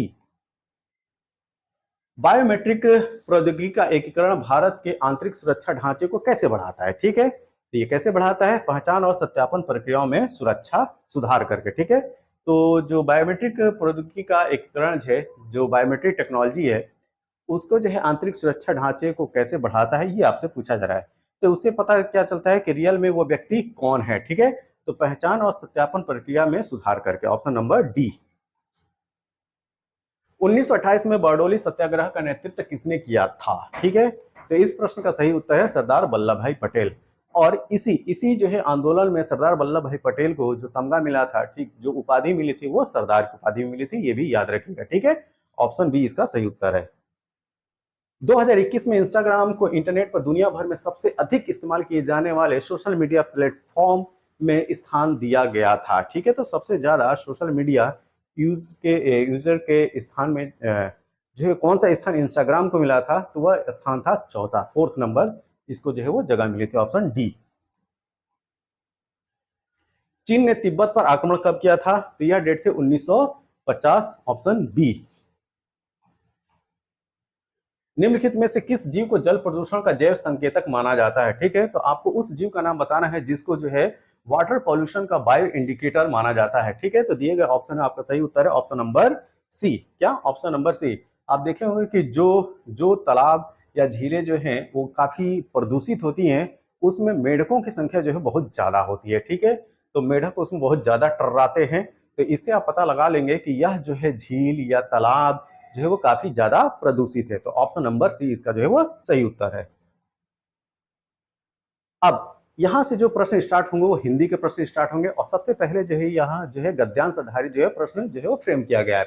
तो इसमें जो गद्यांश आधारित प्रश्नों की जो संख्या वो है 5, जो कि 114 से लेकर 118 तक के प्रश्न होंगे। 114, 115, 116, 117, 118, ठीक है। तो गद्यांश क्या है ये देखिए, तो झांसी की रानी सुभद्रा कुमारी चौहान की प्रसिद्ध कविता है, दिए गए कविता के आधार पर निम्नलिखित प्रश्नों का उत्तर दीजिए, ठीक है। तो कविता क्या है? लक्ष्मी थी या दुर्गा थी वह स्वयं वीरता के अवतार, देख मराठे पुलकित होते उसके तलवारों के वार, नकली युद्ध व्यूह की रचना और खेलना खूब शिकार, सैन्य घेरना दुर्ग तोड़ना ये थे उसके प्रिय खिलवाड़, महाराष्ट्र कुल देवी उसकी भी आराध्य भवानी थी, बुंदेल हरबोलो के हमने सुनी कहानी थी, खूब लड़ी मर्दानी वह तो झांसी वाली रानी थी, ठीक। अब देखते हैं प्रश्न। कवित्री का अधिकांश रचनाएं हैं, ठीक है। तो आपको बताना है सुभद्रा कुमारी चौहान की जो अधिकांश रचनाएं हैं वो किस प्रकार की है, ठीक। तो ये रचनाएं जो है इनकी देशभक्तिपूर्ण है, ठीक। Option number C. खूब लड़ी मर्दानी वो तो झांसी वाली रानी थी, मर्दानी शब्द का अर्थ क्या है? तो ठीक है, तो मर्दानी शब्द का अर्थ यहाँ पे ध्यान दीजिएगा, इन जनरल अगर बात करें तो पुरुषों जैसी, ठीक। लेकिन चूंकि इस कविता के रेफरेंस से बात की जा रही है तो यहाँ पे जो मोस्ट एप्रोप्रिएट आंसर होगा वो होगा वीरांगना, ऑप्शन नंबर ए। उक्त पद्यांश का सही शीर्षक हो सकता है, ठीक है। तो इसका जो सही शीर्षक है झांसी की रानी, ऑप्शन ए। इस कविता की कवित्री का नाम ऊपर लिखा भी जा चुका है, सुभद्रा कुमारी चौहान, ठीक है। क्या? सुभद्रा कुमारी चौहान। तो आई थिंक हमें जो है इस पेपर का सबसे आसान प्रश्न यही होगा, ऑप्शन बी। इस कविता में प्रयोग किया गया रस, आपको रस जो है बताना है, ठीक। तो रस है वीर रस, ठीक। कौन सा रस? ऑप्शन डी, वीर रस। दिए गए विकल्पों में से विधुर का स्त्रीलिंग कौन सा है? तो विधुर का जो स्त्रीलिंग शब्द होता है वो होता है विधवा, ठीक। Option B. तुम कब आओगे इस वाक्य में उचित विराम का प्रयोग कीजिए, ठीक है। तो उचित क्या होगा? तुम कब आओगे, तो यहाँ पे लगेगा क्या? यहाँ पे जो है वो प्रश्नवाचक चिन्ह लगेगा, ठीक है। तो ऑप्शन बी।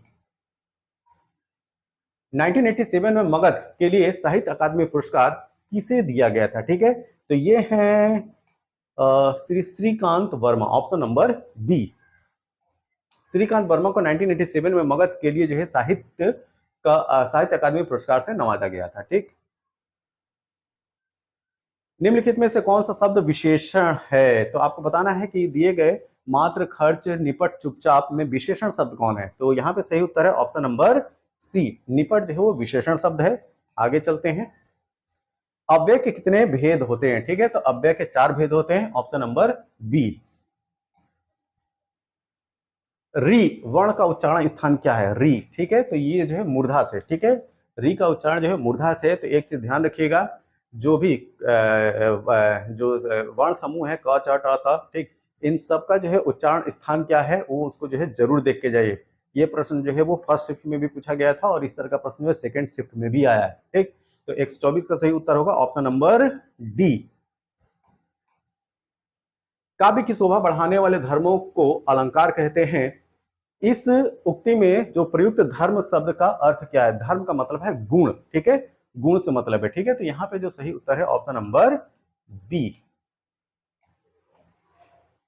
कानन का प्रवाची शब्द क्या है? तो कानन जंगल या वन, ठीक है। ऑप्शन नंबर ए जो है इसका सही उत्तर है। कृताकृत्य में समास कौन सा है, ठीक है। तो यहाँ पे जो समास है वो है कर्मधारय समास। क्या है? कर्मधारय समास, ऑप्शन नंबर सी। निम्नलिखित में से किस वाक्य में कर्तृवाच्य का प्रयोग हुआ है, ठीक है। कर्तृवाच्य का जो है आपका प्रयोग बताना है। तो यह प्रयोग हुआ है मोहन पुस्तक पढ़ रहा है, ऑप्शन डी। निम्नलिखित में से पुल्लिंग शब्द छांटिए, चाहत, रंगत, मेहनत और आहार, ठीक है। आपका आहार कैसा है, ठीक है। आपने सुना है आहार कैसी है? नहीं, आपका आहार कैसा है। तो आपका पुल्लिंग शब्द क्या होगा? ये होगा आहार, ऑप्शन नंबर डी। माघ फागुन में पड़ने वाली ऋतु के लिए एक शब्द है, ठीक है। तो इसके लिए शब्द है शिशिर। क्या है? ऑप्शन ए, शिशिर।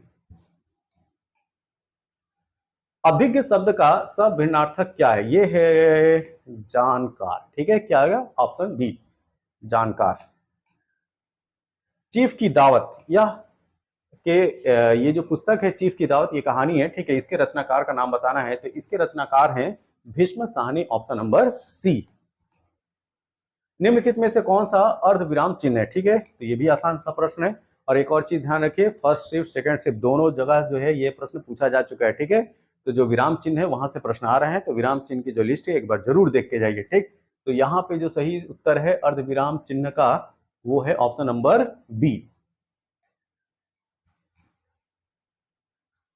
इति इति शब्द युग्म का सही विकल्प क्या है, ठीक है। तो इति मतलब होता है समाप्ति, और ई अगर बड़ी ई है और ये वाला इति है तो इस शब्द का जो सही होगा वो होगा बाधा, ठीक है। तो समाप्ति और बाधा, यहाँ पे सही उत्तर क्या होगा? Option number A.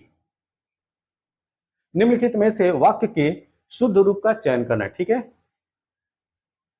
वाक्य का शुद्ध रूप का जो है चयन करना है। मैं गाने की कसरत करता हूँ। गाने की कसरत कौन करता है यार? मैं गाने का अभ्यास करता हूँ, ठीक है। गाने की प्रैक्टिस होती है, अभ्यास होता है। तो यहाँ पे सही उत्तर क्या होगा? ऑप्शन नंबर बी, आगे जाने की जरूरत ही नहीं है। अभय उभय, ठीक है। युग्म का सही अर्थ आपको बताना है। तो अभय का मतलब होता है जो न डरता, जिसके अंदर भय ना हो। तो क्या हो गया? निर्भय हो गया। और उभय मतलब दोनों। तो यहाँ पे सही उत्तर क्या होगा? निर्भय और दोनों, ठीक है। ऑप्शन नंबर ए, ठीक। अब देखिए अभय पहले आया है तो पहले निर्भय होगा। अगर डी ऑप्शन देख रहे हो तो डी में पहले क्या कर दिया है? दोनों कर दिया, और बाद में जो है वो निर्भय किया था। इस वजह से डी ऑप्शन जो है गलत हो जाएगा। तो सही उत्तर क्या है? Option number A. तो शब्द युग्म से भी जो है प्रश्न पूछा जा रहा है। फर्स्ट शिफ्ट में भी पूछा गया है, 23 अगस्त को जो पेपर हुआ था फर्स्ट शिफ्ट, और सेकेंड शिफ्ट में भी ये पूछा गया है। ठीक, तो जो शब्द युग्म वाले जो प्रश्न है उनको भी आपको देख के जाना है। अंधेर नगरी का क्या मतलब होता है? अंधेर नगरी का मतलब होता है अन्याय की जगह, जहां पे जो है वो कानून व्यवस्था एकदम चरमरा गई हो, कोई कानून व्यवस्था न हो, उसी को जो है अंधेर नगरी बोला जाता है। और पूरा जो सेंटेंस आता है, अंधेर नगरी चौपट राजा। ठीक है, तो जहां का राजा चौपट होगा वहां पे तो अंधेर नगरी होगी। तो अन्याय की जगह अंधेर नगरी का अर्थ होता है। ठीक, कांति क्लांति शब्द युग्म का सही अर्थ क्या है? तो देखिए, कांति का मतलब होता है चमक और क्लांति का अर्थ होता है थकावट। क्या? थकावट। तो इस तरीके से जो सही उत्तर हो गया वो हो गया ऑप्शन नंबर बी। आधी व्याधि बहुत ही इंपॉर्टेंट है ये भी शब्द युग्म। देखिए, मतलब शब्द युग्म से कितने क्वेश्चन आ गए।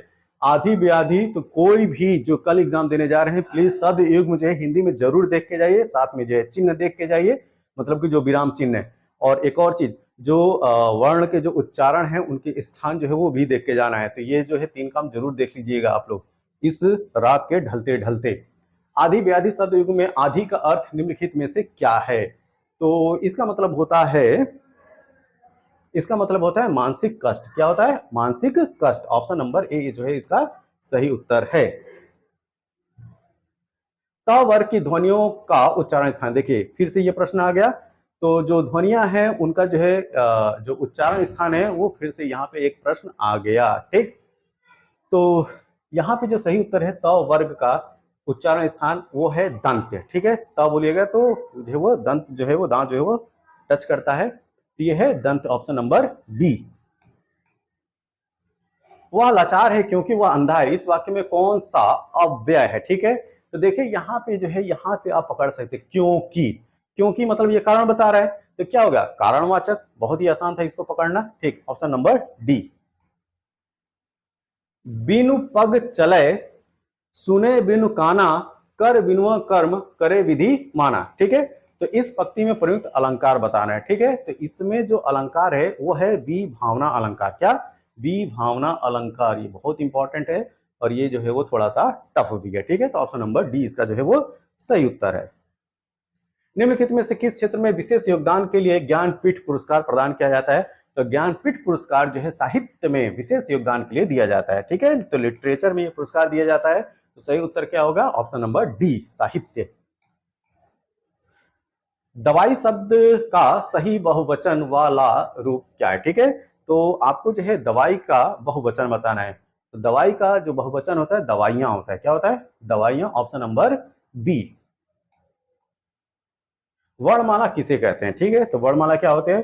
तो वर्णों के व्यवस्थित समूह को वर्णमाला कहते हैं। क्या? वर्णों के व्यवस्थित समूह को वर्णमाला कहते हैं। Option number C. अंगारे बरसाना। ठीक है, अंगारे बरसाने का मुहावरे का सही अर्थ बताना है। इसका मतलब कि असहनीय पीड़ा होना। क्या? असहनीय पीड़ा होना। Option number B. घर का रहस्य जानने वाला बड़ा घातक होता है। ठीक है, तो ये अर्थबोधक लोकोक्ति है।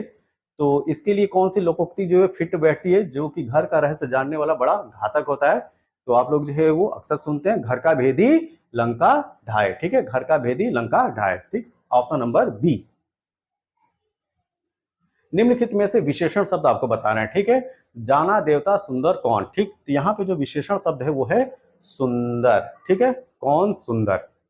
ऑप्शन नंबर सी।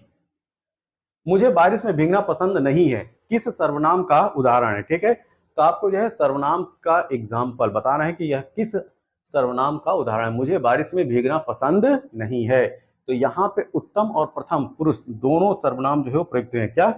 उत्तम और प्रथम पुरुष दोनों। ऑप्शन नंबर सी जो है वो सही उत्तर है। निर्वासित में कौन सा प्रत्यय है? ठीक है, ये आसान है, निर्वास प्लस इत। ठीक है, यहाँ पे जो प्रत्यय है वो है ऑप्शन नंबर ए। ठीक है, ऑप्शन नंबर ए, क्या? इत। तो इस वीडियो में हम लोगों ने डिस्कस किया स्पेशली किसका? जीएस और हिंदी से संबंधित प्रश्नों के बारे में। ठीक है, तो यह वीडियो आपको कैसा लगा? अगर इस वीडियो में कहीं पे त्रुटि रही हो तो आप जो है कमेंट बॉक्स में जरूर बताएं। तब तक के लिए थैंक यू, धन्यवाद। Welcome to the Prayagraj institute. आज हम लोग बात करेंगे 24 अगस्त का मॉर्निंग शिफ्ट में हुए उत्तर प्रदेश पुलिस भर्ती परीक्षा के पेपर के बारे में। इसमें हम लोग खासतौर से डिस्कस करेंगे जीएस और हिंदी के प्रश्नों को। ठीक, तो चलिए स्टार्ट करते हैं। सबसे पहले प्रश्न के साथ हमारे सामने जो पहला प्रश्न है यह है कि पहले जो है वो खाली स्थान दिया हुआ है, आपको बताना है कि उस खाली स्थान पे ये दिए गए 4 ऑप्शन में क्या आएगा। ठीक है, ट्रोजन वायरस कई सोलर विंड्स ओरियन प्लेटफॉर्म पर डाला गया था, तो यहाँ पे जो सही उत्तर है वो है सनबर्स्ट। जो ट्रोजन वायरस है, बहुत सारे सोलर विंड्स ओरियन प्लेटफॉर्म पर जो है इसने जो इफेक्ट किया था। ठीक है, और इसने जो है सरकारी संस्थाओं के साथ जो है वो निजी संस्थाओं को भी जो प्रभावित किया था। तो जिस तरीके से हम जानते हैं कि वायरस के जो है डिफरेंट डिफरेंट जो है रूप होते हैं, जैसे कि Trojan virus, mail virus, ransom virus, तो उसी तरीके से जो सनबर्स्ट है वो ट्रोजन वायरस है। तो यह जो है जो सनबर्स्ट ट्रोजन वायरस है, कई सोलर विंड्स ओरियन प्लेटफॉर्म पर जो है इसने प्रभाव डाला था। तो यहाँ पे जो सही उत्तर है वो है ऑप्शन नंबर सी। अगला प्रश्न अगला प्रश्न है कि पृथ्वी के प्रथम सुपर कॉन्टिनेंट मतलब कि बड़े महाद्वीप का क्या नाम है। ठीक है, तो यहाँ पे सही उत्तर है वालबारा। ठीक है, क्या है? वालबारा, ऑप्शन नंबर ए। वालबारा के बाद अगर आप सुपर कॉन्टिनेंट की बात करेंगे तो आता है कोलंबिया, कोलंबिया के बाद आता है पेंजिया, और पेंजिया के ब्रेकडाउन होने के बाद जो है गोंडवाना बनता है। ठीक, तो अगर मैं वालबारा की बात करूं तो इसका जो टाइम पीरियड है आज से लगभग 3 अरब साल पहले की है। ठीक है, और उसके बाद कोलंबिया आता है जो कि इसका जो टाइम पीरियड 1.6 अरब साल पहले का है। ठीक है, और पेंजिया का जो कॉन्सेप्ट आता है लगभग आज से 3.5 करोड़ साल पहले का है। ठीक है, क्या साढ़े साढ़े सॉरी 33.5 करोड़ साल पहले का है। यहाँ पे जो है वो 335 मिलियन दिया है, तो इस वजह से लगभग 33.5 करोड़ साल पहले की ये जो है बात की जा रही है। और गोंडवाना जो है वो पेंजिया के ब्रेकडाउन होने के बाद जो है वो गोंडवाना बनता है। तो इस प्रश्न में जो आपका जो सही उत्तर होगा वो होगा वालवारा। ठीक है, क्योंकि इसका जो टाइम पीरियड है लगभग 3.6 अरब साल पहले का है। ठीक है, अरब साल पहले का है, तो इस वजह से हमारा जो सही उत्तर होगा वो होगा वालबारा। ठीक, अगला प्रश्न, कौन सा संगठन दुनिया के सबसे गरीब विकासशील देशों को ऋण और अनुदान प्रदान करता है? ठीक है, तो यह है वर्ल्ड बैंक। ठीक, तो वर्ल्ड बैंक ठीक है, यह जो है वह दुनिया के जो सबसे गरीब और विकासशील देश होते हैं उनको ऋण और ग्रांट्स जो है प्रोवाइड कराता है।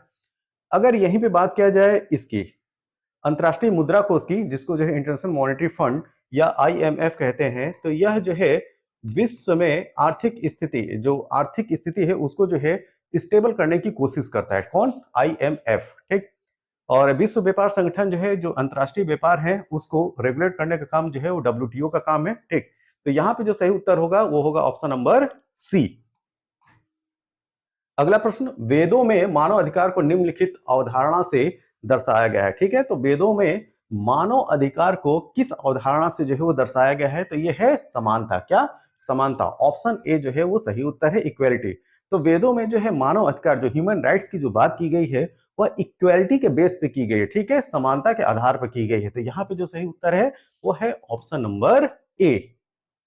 अगला प्रश्न, हर वर्ष किस दिन को विश्व कला दिवस के रूप में मनाया जाता है? तो यहाँ पे आपको बताना है कि वर्ल्ड आर्ट डे जो है हर साल किस डे को मनाया जाता है? तो इसका सही उत्तर है 15 अप्रैल। तो 15 अप्रैल को हर साल जो है विश्व कला दिवस के रूप में मनाते हैं। अगला प्रश्न, भारतीय संविधान का अनुच्छेद 352 जो है मुख्य रूप से संबंधित है। तो आर्टिकल जो 352 है वह राष्ट्रीय आपातकाल की उस घोषणा से संबंधित है। इसी में 4 आर्टिकल और अगर आप बढ़ते हैं 356, तो राज्यों में जो राष्ट्रपति शासन होता है वो आर्टिकल 356 के तहत होता है। अगर यहीं पे आर्टिकल 360 की बात किया जाए तो यह वित्तीय आपातकाल की बात की जाती है। ठीक है, तो यहाँ पे प्रश्न पूछा गया है कि अनुच्छेद 352 जो है मुख्य रूप से किससे संबंधित है? तो आप क्या बताएंगे? राष्ट्रीय आपातकाल की उद्घोषणा से।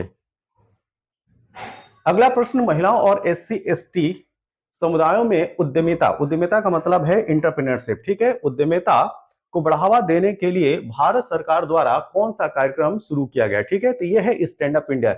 स्टैंड अप इंडिया का काम था जो मार्जिनाइज सेक्शन है, जैसे कि खासतौर से महिलाएं और SC/ST, इनके अंदर इंटरप्रेन्योरशिप या उद्यमिता की भावना को जो बढ़ावा देने के लिए प्रोग्राम स्टार्ट किया गया था, स्टैंड अप इंडिया। तो यहाँ पे जो हमारा जो सही उत्तर है वो है ऑप्शन नंबर ए। अगला प्रश्न, विजयनगर साम्राज्य की स्थापना 1336 में, ठीक है, 1336 में किसके द्वारा की गई थी? तो यहाँ पे सही उत्तर है हरिहर और बुक्का। ठीक है, तो ये क्वेश्चन जो है वो ठीक है। तो यहाँ पे जो सही उत्तर है ऑप्शन नंबर सी, तो हरिहर और बुक्का के द्वारा विजयनगर साम्राज्य की स्थापना जो है 1336 में की गई थी। मेगा शहर वे शहर हैं, ठीक है, तो जो मेगा शहर हैं वे शहर हैं जिनकी जनसंख्या कितने से अधिक हो, ठीक है, जिनको हम जो है मेगा शहर बोलेंगे, मेगा सिटीज बोलेंगे। ठीक, तो यहाँ पे जो सही उत्तर है वो है 10 मिलियन। कितना? 10 मिलियन या 1 करोड़। तो जिन शहरों की जनसंख्या 10 मिलियन या 1 करोड़ से ज्यादा होती है वह मेगा सिटीज के अंतर्गत आते हैं या मेगा शहर के अंतर्गत आते हैं। ठीक है, अब चलते हैं अगले प्रश्न की तरफ। अगला प्रश्न यह है कि किस भारतीय योजना का उद्देश्य असंगठित, यहां पे ये जो है टर्म याद रखना है, असंगठित मतलब कि अनऑर्गेनाइज सेक्टर की बात की जा रही है। तो किस भारतीय योजना का उद्देश्य असंगठित क्षेत्र के श्रमिकों को 60 वर्ष की आयु, ठीक है, यहाँ पे एज भी याद रखना है, 60 वर्ष की आयु के बाद न्यूनतम 3000 प्रति माह पेंशन प्रदान करता है। ठीक है, तो यह है प्रधानमंत्री श्रम योगी मानधन। यह जो योजना है काफी हाईलाइट थी। ठीक, तो इस वजह से यहाँ से जो प्रश्न को जो फ्रेम किया गया है, तो यहाँ पे जो सही उत्तर है प्रधानमंत्री श्रम योगी मानधन। तो इसमें जो है वो 60 वर्ष के बाद जो अनऑर्गेनाइज सेक्टर के जो श्रमिक हैं उनको जो है 3000 रुपए जो है प्रतिमाह पेंशन के रूप में मिलेगी। अगला question, the chronicles of Narnia, ठीक है, काफी इंपॉर्टेंट सीरीज है ये। द क्रॉनिकल ऑफ नार्निया श्रृंखला किसके द्वारा लिखी गई है? तो यहाँ पे जो सही उत्तर है C.S. लुइस। क्या? C.S. लुइस। तो सही उत्तर क्या हो गया? Option number B. जन्म या अप्रवासन के माध्यम से जनसंख्या में प्रवेश करने वाले लोगों की संख्या का उत्प्रवास या मृत्यु, ठीक है, उत्प्रवास या मृत्यु से इसे छोड़ने वाले लोगों की संख्या के बराबर बराबर होने वाली स्थिति क्या कहलाती है? ठीक है, आना और जाना जब बराबर हो, ठीक है, तो जितनी पॉपुलेशन में अगर बात किया जाए कि जितने लोग आ रहे हैं, ठीक, और जितने लोग जो है वो जा रहे हैं, ठीक, अगर इक्वल है तो वह जो नेट ग्रोथ होगी पॉपुलेशन की वो क्या होगी? जीरो होगी। तो इस कंडीशन को बोलते हैं शून्य जनसंख्या वृद्धि। क्या बोलेंगे? शून्य जनसंख्या वृद्धि। तो यहां पे जो सही उत्तर है वो है ऑप्शन नंबर सी। अगला प्रश्न, भारतीय तकनीकी और आर्थिक सहयोग, ठीक है, ITEC मतलब कि Indian technical and economic cooperation कार्यक्रम का उद्देश्य क्या है? ठीक है, तो जैसा नाम ही है, नाम से ही जो है आप अंदाजा लगा सकते हो कि इसका उत्तर क्या होगा। ठीक है, तो भारतीय तकनीकी और आर्थिक सहयोग, तो इसका क्या होगा? तकनीकी सहायता एवं प्रशिक्षण प्रदान करना। ITEC का मुख्य कार्य क्या है? तकनीकी सहायता एवं प्रशिक्षण प्रदान करना। तो उत्तर क्या हो जाएगा? Option number D. अगला प्रश्न, भारत के जीएसटी मॉडल में संरचनाओं स्ट्रक्चर्स की संख्या आपको बतानी है। ठीक है, तो यहां पे जो सही उत्तर होगा वो होगा 4। ठीक है, तो जो जीएसटी मॉडल भारत में है वो 4 लेवल पे है। क्या? एक सीजीएसटी, दूसरा है एसजीएसटी, तीसरा है यूटीजीएसटी, चौथा है आईजीएसटी। ठीक है, तो सीजीएसटी का मतलब central goods and services tax, SGST का मतलब है state goods and services tax, UTGST का union territory goods and services tax, और आईजीएसटी का मतलब है integrated goods and services tax. तो ये जो है वो 4 मॉडल है, लेयर है। ठीक है, किसके? जीएसटी, इंडिया का जो जीएसटी मॉडल है उसमें। तो यहाँ पे जो उत्तर होना चाहिए वो होना चाहिए ऑप्शन ए। आगे चलते हैं, डब्ल्यूटीओ के वर्तमान महानिदेशक का नाम क्या है? ठीक है, तो वो है नोगोजी ओकोंजो इवेला। ठीक है, इनका नाम जो है एकदम रट के रखिए। ठीक है, जैसे कि आज 24 अगस्त की जो प्रथम पाली थी उत्तर प्रदेश पुलिस भर्ती में, उसमें जो है ये प्रश्न पूछा गया। ठीक, तो डब्ल्यूटीओ के वर्तमान जो महानिदेशक हैं वो महिला हैं। कौन? नोगोजी ओकोंजो इवेला। ठीक, और एक चीज और ध्यान रखिएगा, वर्ल्ड ट्रेड ऑर्गेनाइजेशन जो विश्व व्यापार संगठन है उसकी पहली महिला महानिदेशक जो है यही बनी थी। कौन? एनगोजी ओकोंजो इवेला। ठीक, दूसरा प्रश्न ये भी बन सकता है कि यह जो है किस देश से है? तो याद रखिएगा यह जो है नाइजीरिया से है। कहां से है? नाइजीरिया से। एक चीज और याद रखना है, जो है डब्ल्यूटीओ का हेडक्वार्टर, तो डब्ल्यूटीओ का हेडक्वार्टर है जिनेवा, स्विट्जरलैंड। अगला प्रश्न, प्रसिद्ध उपन्यास द गॉडफादर किसके द्वारा लिखा गया है? तो ये लिखा गया है मारियो पूजो के द्वारा। ठीक है, मारियो पूजो के द्वारा जो है द गॉडफादर जो नॉवेल है वो लिखा गया है। पैन का पूर्ण रूप क्या है? आसान सा प्रश्न है। ठीक है, परमानेंट अकाउंट नंबर, स्थायी खाता संख्या जो है वो पैन का मतलब होता है। ठीक, ऑप्शन नंबर सी जो है वो सही उत्तर है। अगला प्रश्न, पृथ्वी की जलवायु प्रणाली के लिए ऊर्जा का प्राथमिक स्रोत क्या है? तो प्राइमरी सोर्स जो है वह पृथ्वी की जलवायु प्रणाली के लिए वो किसको माना जाता है? तो सूर्य। या इस तरह से भी पूछा जा सकता है कि अल्टीमेट सोर्स ऑफ एनर्जी क्या है? तो वो है सन। तो यहाँ पे याद रखें, इसका उत्तर जो है वो है ऑप्शन ए, सूर्य।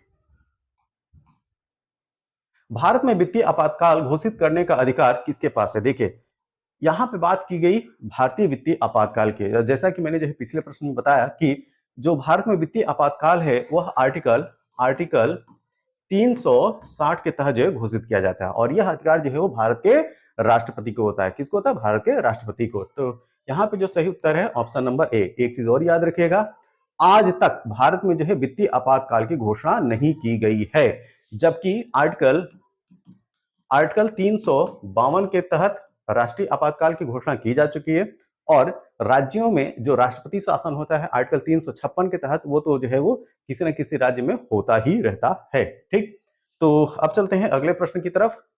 निम्नलिखित में से कौन सी बांग्लादेश की राजधानी? ये जो है आसान सा प्रश्न आ गया। तो ये है ऑप्शन नंबर सी, ढाका। ठीक है, तो बांग्लादेश की राजधानी जो है वो ढाका है। और अभी हाल फिलहाल में आप लोगों ने देखा होगा कि बांग्लादेश जो है वो काफी हाईलाइट रहा, काफी न्यूज में रहा, क्योंकि वहां की जो प्रधानमंत्री थी शेख हसीना, उनको जो पदस्थ कर दिया गया, हटा दिया गया, और वहां पे इस समय जो है इंटरिम सरकार चल रही है, अंतरिम सरकार चल रही है। ठीक, अगला प्रश्न,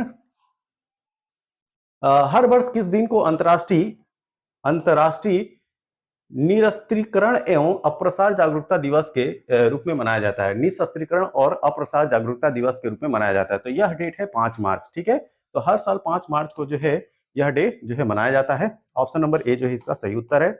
अगला प्रश्न, हाल ही में किस भारतीय हवाई अड्डे को यूनेस्को ने 2023 प्रिक्स वर्सेल्स, ठीक है, प्रिक्स वर्सेल्स में मान्यता मिली है? तो यह है कैप गोंडा अंतरराष्ट्रीय हवाई अड्डा। Option number C.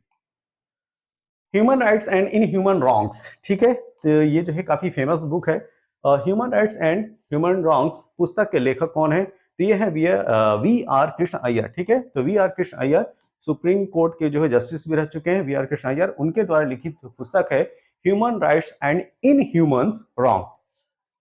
अगला प्रश्न, कौन सा अंतरराष्ट्रीय समझौता ओजोन परत के क्षरण के लिए जिम्मेदार अनेक पदार्थों के उत्पादन को चरणबद्ध तरीके से समाप्त करके ओजोन परत का संरक्षण करने पर केंद्रित है? ठीक है, तो यह है मॉन्ट्रियल प्रोटोकॉल। कौन सा? Montreal protocol, option number D.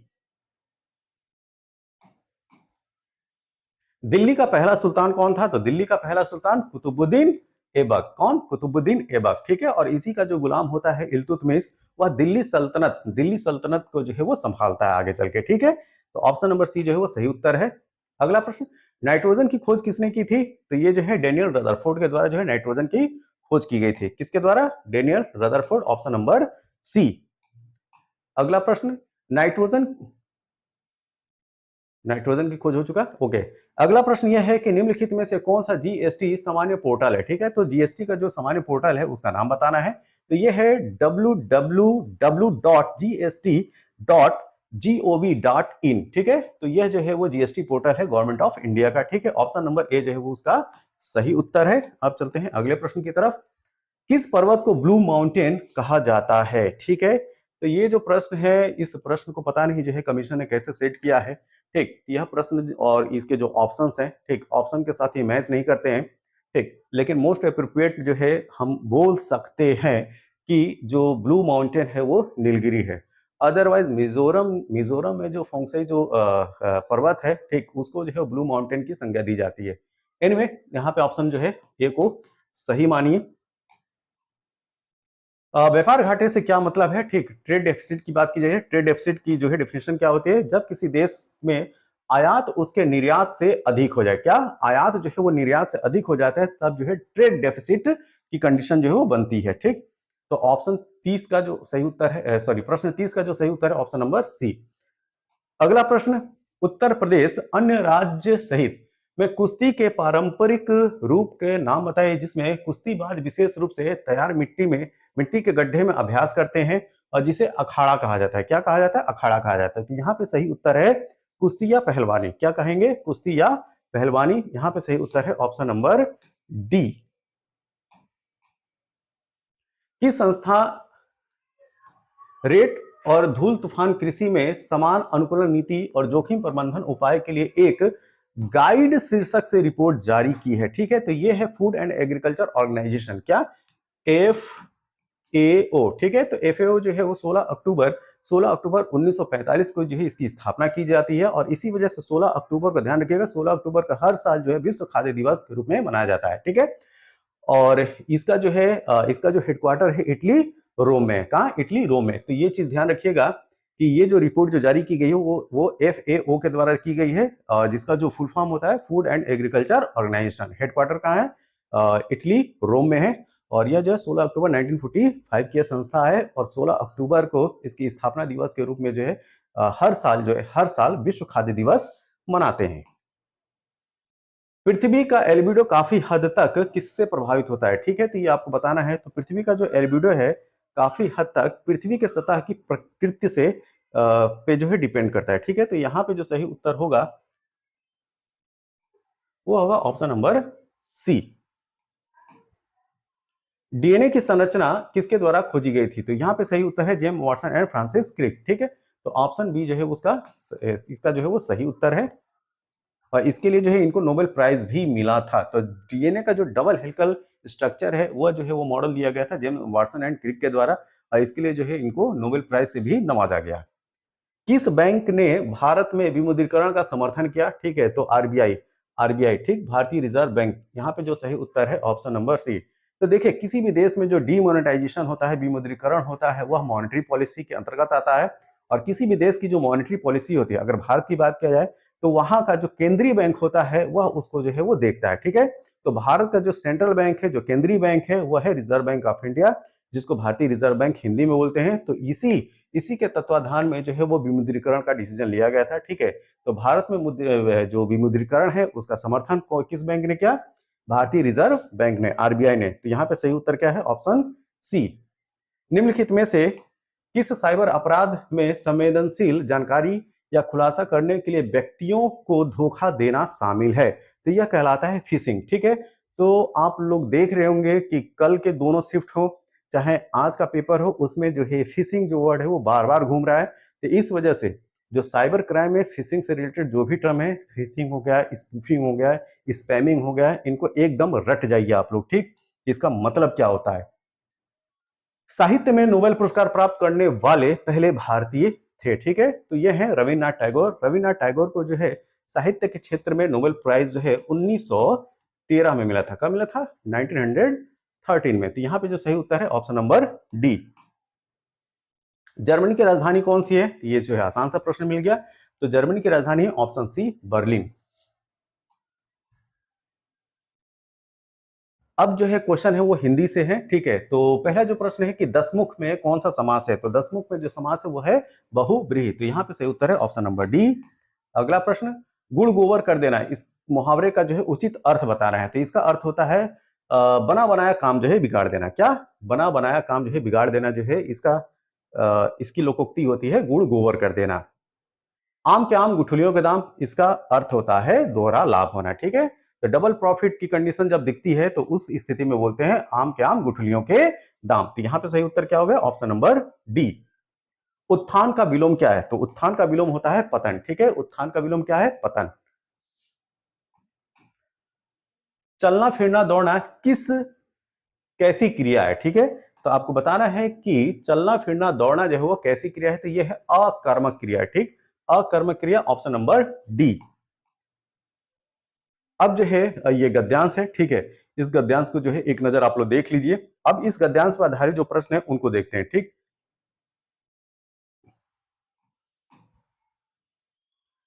तो इस गद्यांश पर आधारित जो प्रश्न है वो इस सीरीज में जो 100 नंबर पे था। ठीक, तो यहाँ पे पूछा जा रहा है कि अपव्यय का क्या अर्थ होता है? अपव्यय का मतलब होता है अधिक खर्च करना। ठीक है, तो ऑप्शन नंबर डी जो है वो सही उत्तर है। आगे चलते हैं। गद्यांश का उपयुक्त शीर्षक क्या होगा? तो गद्यांश का जो उपयुक्त शीर्षक होगा वो होगा ईर्ष्या, ऑप्शन नंबर सी। क्या? Option number C. ईर्ष्या का काम क्या है? ईर्ष्या का काम होता है जलाना। ठीक है, ईर्ष्या का क्या काम होता है? जलाना। ऑप्शन नंबर ए जो है वो सही उत्तर है। गद्यांश में ईर्ष्यालु व्यक्तियों की क्या उड़ाई गई है? खिल्ली उड़ाई गई। ठीक है, तो क्या उड़ाई गई है? खिल्ली उड़ाई गई है, मतलब कि मजाक बनाया गया है उनका, ठीक। गद्यांश में प्रयुक्त ध्येय का क्या अर्थ है, ठीक है, आपको बताना है कि ध्येय का क्या अर्थ है। तो ध्येय का अर्थ था लक्ष्य, ऑप्शन नंबर सी। करण कारक किस वाक्य में है, ठीक है, तो करण कारक जो है वो वह कलम से लिखता है, ठीक है, ऑप्शन नंबर ए। ओटना और औटना का अर्थ बताना है, ठीक है, ओटना और औटना का क्या अर्थ होगा, तो बिनौले अलग करना मतलब ओटना हो गया, और औटना मतलब खौलाना हो गया, ठीक है। औटना क्या हो गया, खौलाना हो गया, ठीक है। तो यहां पे जो सही उत्तर है वो है ऑप्शन नंबर डी। निम्नलिखित में अव्यय कौन सा है, तो अव्यय जो है आ है, ठीक, श्याम दक्षिण भारत जो है ये सब जो है अव्यय नहीं है, यहाँ पे जो ऑप्शन नंबर डी जो है वो अव्यय के अंतर्गत आएगा। आंसू जो काव्य है उसके रचनाकार का नाम पूछा जा रहा है, तो इसके रचनाकार है जयशंकर प्रसाद, ठीक है, तो यहाँ पे सही उत्तर है जयशंकर प्रसाद, ऑप्शन डी। अगला प्रश्न, पीताम्बर में कौन सा समास है, तो पीताम्बर में बहुब्रीहि समास है। देखिए समास से जो है दो प्रश्न आ गए इस शिफ्ट में, ठीक, तो समास जो है वो ध्यान में रखे। निम्नलिखित में से ये जो चिन्ह है, ठीक है, ये क्या है, तो ये जो है प्रश्नवाचक चिन्ह है। तो देखिए चिन्ह से संबंधित जो प्रश्न है वो हर शिफ्ट में पूछे गए हैं, ठीक, हर शिफ्ट में, तो ये भी जो है एक सॉफ्ट कॉर्नर हो सकता है प्रश्न का जो है प्रश्न निकालने का। उत्पत्ति के आधार पर शब्दों के 4 भेद किए गए हैं, ठीक है, और निम्नलिखित में से कौन सा भेद गलत है, तो यहाँ पे जो ऑप्शन है ऑप्शन नंबर डी जो है वो गलत है। बाकी जो है तद्भव तत्सम विदेशी शब्द जो है ये जो है वो शब्दों के भेद के अंतर्गत आते हैं। तुमड़ी के शब्द के लिए साहित्य अकादमी पुरस्कार किस रचनाकार, वो रचनाकार और नहीं है, वो रचनाकार है, ठीक है, किस रचनाकार को दिया गया है, तो ये है Badri Narayan, option number C. निम्नलिखित शब्दों में से एक अर्थ स्त्री, ठीक है, एक अर्थ जो है वो स्त्री है, तो उसका बताना है कि किसका अर्थ जो है स्त्री होता है, तो यहाँ पे सही उत्तर है अंगना, ठीक है, ऑप्शन नंबर ए। निम्नलिखित में से वाक्य के शुद्ध रूप का चयन कीजिए, ठीक है, तो पिछले सोमवार को स्कूल बंद था, यह जो है शुद्ध वाक्य है, तो यहाँ पे जो सही उत्तर होगा वो हो गया ऑप्शन नंबर बी। निम्नलिखित वाक्यों में से कौन सा वाक्य शुद्ध है, ठीक है, तो भाषा के मानकीकरण के लिए व्याकरण जरूरी है, तो यह जो है वो शुद्ध वाक्य है, क्या, भाषा के मानकीकरण के लिए व्याकरण जरूरी है, यह जो है वो शुद्ध वाक्य है, यहाँ पे सही उत्तर हो गया ऑप्शन नंबर बी। वृक्ष से पत्ते गिरते हैं, इस वाक्य में कौन सा कारक है ये आपको बताना है, ठीक है, तो वृक्ष से पत्ते गिरते हैं, यहाँ पे पत्ते जो है वृक्ष से अलग हो रहे हैं, तो यहाँ पे होगा अपादान कारक, कौन सा कारक होगा, अपादान, तो अलग होने के सेंस में जो है वो अपादान कारक होता है, तो ऑप्शन बी जो है उसका सही उत्तर है। मैं वहां होकर आया हूं, ठीक, मैं वहां होकर आया हूं, वाक्य में अव्यय शब्द कौन सा है, तो वहां जो है अव्यय शब्द है, तो ऑप्शन नंबर ए जो है वो सही उत्तर है। दिए गए वाक्यांश के लिए एक शब्द होगा जो कहा ना जा सके, ठीक, तो जो कहा ना जा सके उसके लिए एक शब्द क्या होगा, अकथ्य, ठीक है, क्या होगा, अकथ्य, तो यहां पे जो सही उत्तर है वो है ऑप्शन नंबर डी। क्रिया विशेषण के प्रकार और उनके उदाहरण को निम्नलिखित में से कौन सा युग्म सही नहीं है, देखिए प्रश्न जब आप लोग क्या करें, ठीक है, तो उसमें ये देखा करें कि वो क्या पूछ रहे हैं, यहाँ पे पूछा जा रहा है कौन नहीं है, ठीक है, तो यहाँ पे जो सही शब्द है समयवाचक क्रिया विशेषण पीछे, ठीक है, पीछे आगे जो है वो स्थान को प्रदर्शित करता है ना कि समय को, ठीक, तो यहाँ पे जो सही उत्तर क्या होगा वो होगा ऑप्शन नंबर ए। वीर रस का स्थायी भाव बताना है, तो वीर रस का स्थायी भाव क्या होता है, उत्साह, ठीक है, तो रस से भी जो प्रश्न आ रहे हैं, तो वीर रस का स्थायी भाव क्या है, उत्साह, ऑप्शन बी जो है इसका सही उत्तर है। शीत का विलोम क्या होगा, तो शीत का विलोम होगा उष्ण, ठीक है, तो यहाँ पे सही उत्तर क्या होगा, ऑप्शन बी। संभव है यह वाक्य किस काल में है, ठीक है, तो यह है संभाव्य भविष्य में, संभव है किसमें है, संभाव्य भविष्य में, तो ऑप्शन डी जो है उसका सही उत्तर है। निम्नलिखित में से एक विशेषण शब्द है, आपको बताना है इसमें से कौन सा विशेषण है, तो बी जो है वह विशेषण शब्द है, ठीक है, महत, महत क्या है, विशेषण शब्द है, ऑप्शन बी इसमें सही उत्तर है।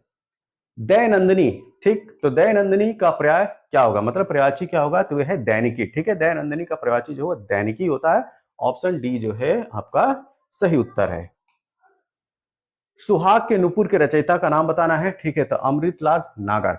एक्चुअली में जो ये जो आप लोग जो है क्वेश्चंस देख रहे हैं किसी भी शिफ्ट के, ठीक है, तो इसका उद्देश्य आपका क्या होना चाहिए? उसका उद्देश्य ये होना चाहिए कि इसके जो उत्तर आए हैं वो रट लेना या जान लेना जो है यह आपका उद्देश्य नहीं होना चाहिए, ठीक है?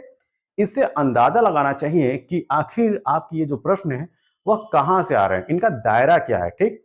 तो आप लोग जैसे देख रहे हो कि प्रश्नवाचक जो विराम चिन्ह है वहां से प्रश्न आ रहे हैं, ठीक है? रचनाकार, रचयिता के नाम आ रहे हैं, ठीक? रस से संबंधित प्रश्न आ रहे हैं, अव्यय से प्रश्न आ रहे हैं, ठीक है? और जो शब्द युग्म है वहां से प्रश्न आ रहे हैं, विलोम विलोम से प्रश्न आ रहे हैं। तो इस तरीके से आपको जो है कैटेगराइज कर लेना है और उन्हीं चैप्टर्स पे जो है फोकस करना है, ठीक?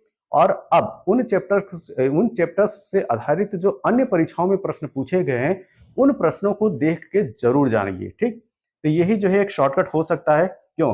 क्योंकि इतने शॉर्ट टर्म में आप जो है आप डिटेल में स्टडी नहीं कर सकते किसी भी चीज की। श्रुति सम शब्द युग्म की भिन्न अर्थ वाली सही जोड़ी को पहचाना है, ठीक है? तो श्रुति सम का मतलब है कि सुनने में एक जैसा लगे, ठीक है? तो यहाँ पे कुल कुल जो है वो सुनने में क्या लगता है, एक जैसा है, ठीक? लेकिन इसके जो है अर्थ जो है वो भिन्न होंगे। कुल मतलब कि संपूर्ण की बात की जा रही है और कुल मतलब जो है वो एक कुल खानदान की बात की जा रही है, ठीक है? तो यहाँ पे जो सही शब्द होगा वो ऑप्शन नंबर सी होगा। श्रृंगार रस का स्थायी भाव, देखिए रस से जो है दूसरा प्रश्न आ गया, ठीक? तो श्रृंगार रस का जो स्थायी भाव है वह है प्रेम, तो ऑप्शन नंबर सी। एक चीज और ध्यान रखिएगा, आप लोग कोशिश कीजिए कि हिंदी से प्रश्न गलत ना हो, क्योंकि जो पेपर हो रहा है उत्तर प्रदेश पुलिस भर्ती का उसमें जो अभी तक जो आसान सेक्शन जा रहा है वो हिंदी ही जा रही है, ठीक है? और उस आसान सेक्शन में भी अगर आप प्रश्न गलत करके चले आएंगे तो फिर जो है बड़ी मुश्किल हो जाएगी, क्योंकि हर एक सेक्शन जो है वो टफ आ रहा है और आगे के जो भी शिफ्ट आएंगे उसमें यही उम्मीद की जा रही है कि पेपर जो है वो टफ ही होना है। क्योंकि आप देखिए कल फर्स्ट शिफ्ट थी, उसके बाद सेकंड और आज जो है थर्ड जो मॉर्निंग शिफ्ट थी उसमें जो स्टैंडर्ड जो क्वेश्चन का जो स्टैंडर्ड वो बढ़ता ही चला जा रहा है, ठीक है? भले वो कोई भी सेक्शन हो, Hindi Hindi GS math reasoning, ठीक है? कोई भी सेक्शन हो, तो प्लीज आप लोग जो है कोशिश कीजिए कि ज्यादा से ज्यादा क्वेश्चन जो है वो कैसे निकल सकें, ठीक है? तो एक बार पूरे क्वेश्चन जो है वो देखना जो है बहुत जरूरी होता है इसमें जब आप एग्जामिनेशन हॉल में हो, ठीक? और सबसे पहले आप लोग कोशिश किया कीजिए कि हिंदी और जीएस के क्वेश्चन जो है सबसे पहले जो है कर लीजिए, क्योंकि इसमें जो है टाइम बहुत कम लगता है और बाकी जो टाइम बचता है आप मैथ रीजनिंग को सॉल्व करने में लगाइए, ठीक? तो थोड़ा सा एग्जाम में आप स्ट्रेटजी के साथ बैठिए, ठीक? ना कि ब्लैंक तरीके से बैठना है, राइट? अगला प्रश्न 2013 में मिलजुल मन उपन्यास के लिए साहित्य अकादमी पुरस्कार किसे दिया गया, ठीक है? तो देखिए साहित्य अकादमी पुरस्कार से जो प्रश्न हर शिफ्ट में पूछा जा रहा है, ठीक है? तो साहित्य अकादमी पुरस्कार जो है जो भी इंफॉर्मेशन है साहित्य अकादमी पुरस्कार की कब से प्रारंभ हुआ, अब तक जो है कितने लोगों को दिया गया, ठीक? उनके नाम, उनकी रचना, इस तरीके से आपको रटना पड़ेगा क्योंकि वहां से प्रश्न जो है वो डेफिनेटली आ रहा है, ठीक? तो यहाँ पे जो सही उत्तर है Mridula Garg, option number D. निम्नलिखित में से कौन सा वर्ण महाप्राण, ठीक है? तो जैसा कि हम लोग जानते हैं कि महाप्राण और अल्प प्राण का जो है क्लासिफिकेशन किया गया है, ठीक? वर्णों का, तो वर्ण में महाप्राण का उदाहरण है, ठीक है? तो दिए गए ऑप्शन में भ भ जो है वो महाप्राण के अंतर्गत आता है, तो सही उत्तर क्या होगा? Option number B. अगला प्रश्न,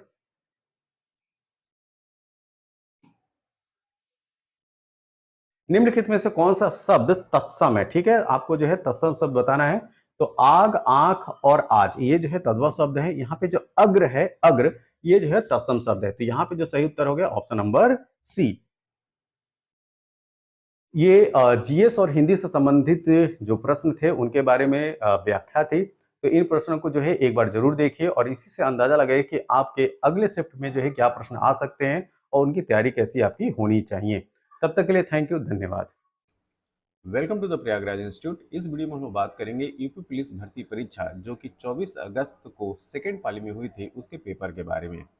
तो उसमें क्या प्रश्न आए थे और उसके क्या आंसर्स होंगे उसको हम लोग इस वीडियो में डिस्कस करेंगे। तो चलिए स्टार्ट करते हैं अपने पहले प्रश्न के साथ।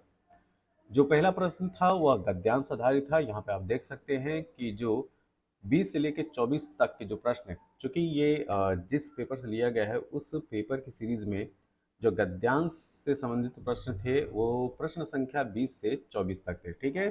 तो गद्यांश आधारित ये जो 5 प्रश्न है, इस गद्यांश पे जो है वो प्रश्न पूछे गए थे। ठीक, तो इस गद्यांश को देख लीजिए और इसी पे आधारित जो प्रश्न पूछे गए हैं उसका हम लोग उत्तर जानेंगे। ठीक है, तो पहला प्रश्न ये था कि निम्नलिखित में से कौन सा विकल्प सुक्ति है। ठीक है, तो जिस पुरुष की दृष्टि सदा नीची रहती है उसका सिर कभी ऊपर न होगा। तो ये जो है वो 20वें नंबर का जो सही उत्तर है वो है ऑप्शन नंबर ए। निम्नलिखित में से किस शब्द का अर्थ कोमल होता है। तो मृदुल बोलिए चाहे कोमल बोलिए, यहाँ पे जो सही उत्तर होगा ऑप्शन नंबर डी। प्रस्तुत गद्यांश का उचित शीर्षक क्या होगा। ठीक है, तो जो गद्यांश दिया हुआ था उसका शीर्षक बताना था आपको, तो यहाँ पे सही उत्तर होगा आत्मनिर्भरता। हम अपने जीवन के फैसले लेने में कैसे आत्मनिर्भर बन सकते हैं। तो अपने विचार और निर्णय की स्वतंत्रता को बनाए रखकर, क्या अपने विचार और निर्णय की स्वतंत्रता को बनाए रखकर हम जो है अपने जीवन के फैसले लेने में आत्मनिर्भर बन सकते हैं। तो यहाँ पे सही उत्तर है ऑप्शन बी। व्यवहार की मृदुलता से क्या मतलब है। नम्र और उच्चाशय बनाती है। ठीक है, व्यवहार की मृदुलता जो है वो क्या बनाती है, नम्र और उच्चाशय बनाती है। तो सही उत्तर क्या हो गया, सी। कबीर की उलट बांसियों में कौन सा रस प्रमुख है। तो इसमें है अद्भुत रस। ऑप्शन नंबर सी जो है वो सही उत्तर है, अद्भुत रस। निम्नलिखित में से सही लोकोक्ति का चयन कीजिए। ना नौमन तेल होगा, ना राधा नाचेगी। तो यहाँ पे जो सही उत्तर है वो है ऑप्शन ए। निम्नलिखित में से कौन सा जोड़ा जो है समरूपी भिन्नार्थक है। ठीक है, तो इस तरह के प्रश्न जो है वो बार बार जो है हर एक शिफ्ट में आ रहा है। ठीक, तो आपको बताना है समरूपी भिन्नार्थक शब्द, तो ये है अवधि और अवधि। ठीक है, क्या ऑप्शन नंबर बी। चरण कमल में समास बताना है, ये जो है वो कई परीक्षाओं में भी पूछा जा चुका है। तो चरण कमल में जो समास है वो है कर्मधारय समास, ऑप्शन बी। सरोज शब्द का प्रवाची शब्द चयन करना है, तो सरोज जो है वो कमल का जो है प्रवाची है, तो यहाँ कमल के अलावा ये क्या दिया है, अरविंद। तो यहाँ पे सही उत्तर क्या हो जाएगा, अरविंद। अस्थिर विचार वाला व्यक्ति कुछ भी नहीं कर पाता कि भाव को अभिव्यक्त करने वाली सही कहावत कौन सी होगी। तो दुविधा में दोनों गए, माया मिली न राम, ये कंप्लीट सेंटेंस होता है। तो यहाँ पे जो सही उत्तर है ऑप्शन बी। ये थोड़ा ऊपर नीचे हो गया है। ठीक, तो यहाँ पे ये याद रखिए। सही अर्थ वाला शब्द युग कौन सा है। तो आकार और आकार। ठीक है, तो खान और आकृति होता है इसका अर्थ। तो ऑप्शन बी जो है वो सही उत्तर है। मनोबल में कौन सी संधि है। तो इसमें जो संधि है वो है विसर्ग संधि, ऑप्शन ए। विग्रह की दृष्टि से दिए गए विकल्पों में कौन सा विकल्प जो है अनुचित है। देश पर निकाला। ठीक है, देश पर निकाला जो है अनुचित है, ऑप्शन ए। हिंदी में मूलतः वर्णों की संख्या कितनी है। तो यहाँ पे जो है वर्णों की संख्या है 52, ऑप्शन डी जो है वो सही उत्तर है। घ घ का उच्चारण स्थान कौन सा है। तो यह है कंठ, ऑप्शन नंबर सी। घुड़दौड़ किस प्रकार या घुड़दौड़ जो है किस समास का उदाहरण है। तो ये है तत्पुरुष समास। तो घुड़दौड़ में जो समास है वो है तत्पुरुष समास, ऑप्शन डी। अंधा युग किसकी कृति है। तो ये कृति है धर्मवीर भारती की। धर्मवीर भारती की प्रसिद्ध पुस्तक है अंधा युग। निम्नलिखित में से शुद्ध वाक्य का चयन कीजिए। तो दिए गए ऑप्शन में शुद्ध वाक्य है आतंकवादियों को रिहा करना मूर्खता होगी। तो मूर्खता स्त्रीलिंग शब्द है, इस वजह से यहाँ पे होगी। ठीक, तो यहाँ पे जो है ऑप्शन सी सही है। प्रेम में भगवान रचना के लिए जैनेन्द्र को किस पुरस्कार से सम्मानित किया गया था। तो भारत सरकार शिक्षा मंत्रालय पुरस्कार। क्या, भारत सरकार शिक्षा मंत्रालय, ऑप्शन सी। हिंदी में ठ ध्वनि है। ठीक, तो ठ ध्वनि जो है मूर्धन्य, ऑप्शन डी। निम्नलिखित में से प्रवाची समूह कौन सा युग्म सही नहीं है। तो समुद्र और आदित्य, ऑप्शन सी जो है वो सही उत्तर है। शोठा छंद के विषम पंक्तियों में कितनी मात्राएं होती हैं। तो इसकी मात्राओं की संख्या होती है 11, ऑप्शन डी। के लिए किस कारक चिन्ह है संप्रदान, option number C, option C. के लिए किस कारक का चिन्ह है संप्रदान। इंद्रिय का विशेषण शब्द है ऐन्द्रिय। क्या, ऐन्द्रिय, ऑप्शन ए। अनुरूप में कौन सा समास है। तो अनुरूप में समास है अव्ययीभाव, ऑप्शन ए। लोकायतन कृति के लिए सोवियत लैंड नेहरू पुरस्कार किसे दिया गया था। तो यह दिया गया था सुमित्रानंद पंत को, ऑप्शन बी। इस वीडियो के पीडीएफ के लिए आप हमारे Telegram channel the Prayagraj institute को ज्वाइन कर सकते हैं और वहां से इस वीडियो की पीडीएफ को आप ले सकते हैं। निम्नलिखित में से कौन सा शब्द जो है वो पुल्लिंग है। आपको पुल्लिंग शब्द बताना है, तो यहाँ पे सही उत्तर है आभार, ए। पशु पांशुपर्ण का क्रमशः सही अर्थ प्रकट करने वाला शब्द युग्म है। तो जानवर, रेत और मूल्य। ठीक है, ऑप्शन डी जो है वो सही उत्तर है। अ उपसर्ग से बना शब्द है अथाह। क्या? अथाह, ऑप्शन डी। अमी का प्राची शब्द है सुधा। ठीक है, अमी, सुधा, अमृत। निम्नलिखित में से कौन सा स्वर संधि का उदाहरण है? तो स्वर संधि का उदाहरण है पवन, ऑप्शन ए। गीदड़ का स्त्रीलिंग क्या होगा? गीदड़ का होगा गिदड़ी, ऑप्शन डी। जो क्रिया अभी हो रही हो उसे कहते हैं अपूर्ण वर्तमान। ठीक, ऑप्शन सी। निम्नलिखित वाक्यों में से किस वाक्य में आसन्न भूत है? तो मोहित स्कूल पहुंच चुका है, यह है आसन्न भूतकाल। ठीक, ऑप्शन सी जो है वो सही उत्तर है। निम्नलिखित वाक्यों में समुच्चय बोधक अव्यय किस वाक्य में है? ठीक है, तो यहाँ पे सीता और गीता पढ़ती हैं, यह समुच्चय बोधक अव्यय है, ऑप्शन सी। कंजूसी से धन व्यय करने वाले के लिए शब्द इस्तेमाल होता है कृपण, ऑप्शन डी।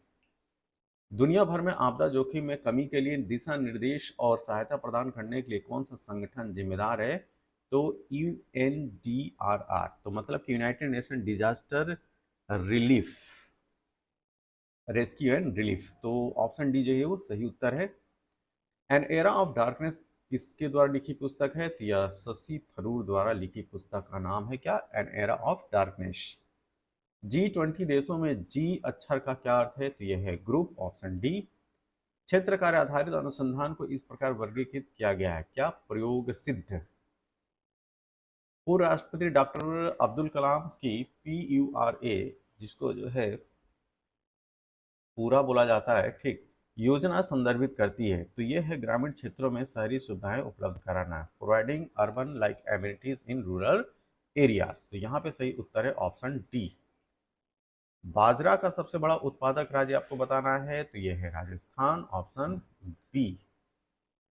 नरौरा परमाणु विद्युत संयंत्र उत्तर प्रदेश के किस जिले में स्थित है? तो यह स्थित है बुलंदशहर, उत्तर प्रदेश, ऑप्शन सी।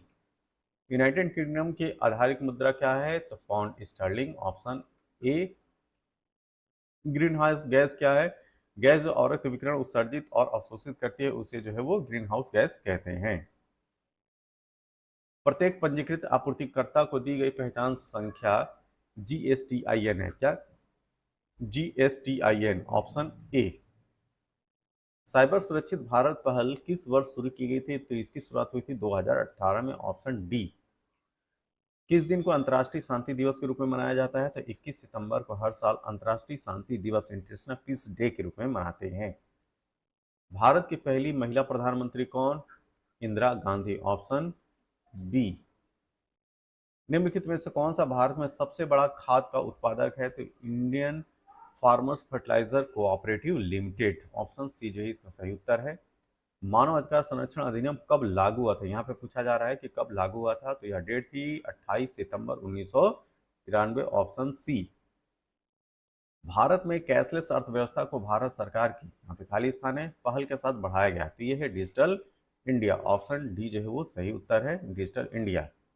किस प्राचीन भारतीय ग्रंथ को आयुर्वेद का विज्ञान के नाम से जाना जाता है? चरक संहिता, ऑप्शन बी। भारतीय संविधान के किस अनुच्छेद में पंचायतों की स्थापना का प्रावधान है? तो यह है आर्टिकल 253। यहाँ पे जो सही उत्तर है ऑप्शन बी। किस दिन को विश्व मौसम विज्ञान दिवस के रूप में मनाया जाता है? तो यह है 23 मार्च, ऑप्शन डी जो है वो सही उत्तर है। SAC कोड, SAC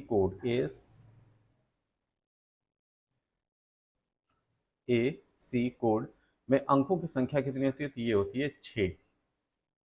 भारत के लौह पुरुष के रूप में किसे जाना जाता है? सरदार वल्लभ भाई पटेल को, ठीक, सरदार वल्लभ भाई पटेल को भारत के लौह पुरुष के रूप में जानते हैं। भारत में ब्रिटिश शासन से किस वर्ष स्वतंत्रता प्राप्त की थी?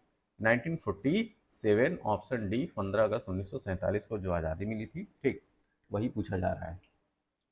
1997 में अपनाई गई किस अंतर्राष्ट्रीय संधि का उद्देश्य रासायनिक हथियारों के उत्पादन, भंडारण और प्रयोग को समाप्त करना है? तो ये था रासायनिक हथियार सम्मेलन, CWC, ठीक है, CWC, ऑप्शन ए जो है वो सही उत्तर है। जम्मू और कश्मीर में वार अगेंस्ट वेस्ट के लिए राजदूत के रूप में सितंबर 2023 में किसे नामित किया गया था? यह है कैप्टन बाना सिंह, ऑप्शन डी जो है वो सही उत्तर है।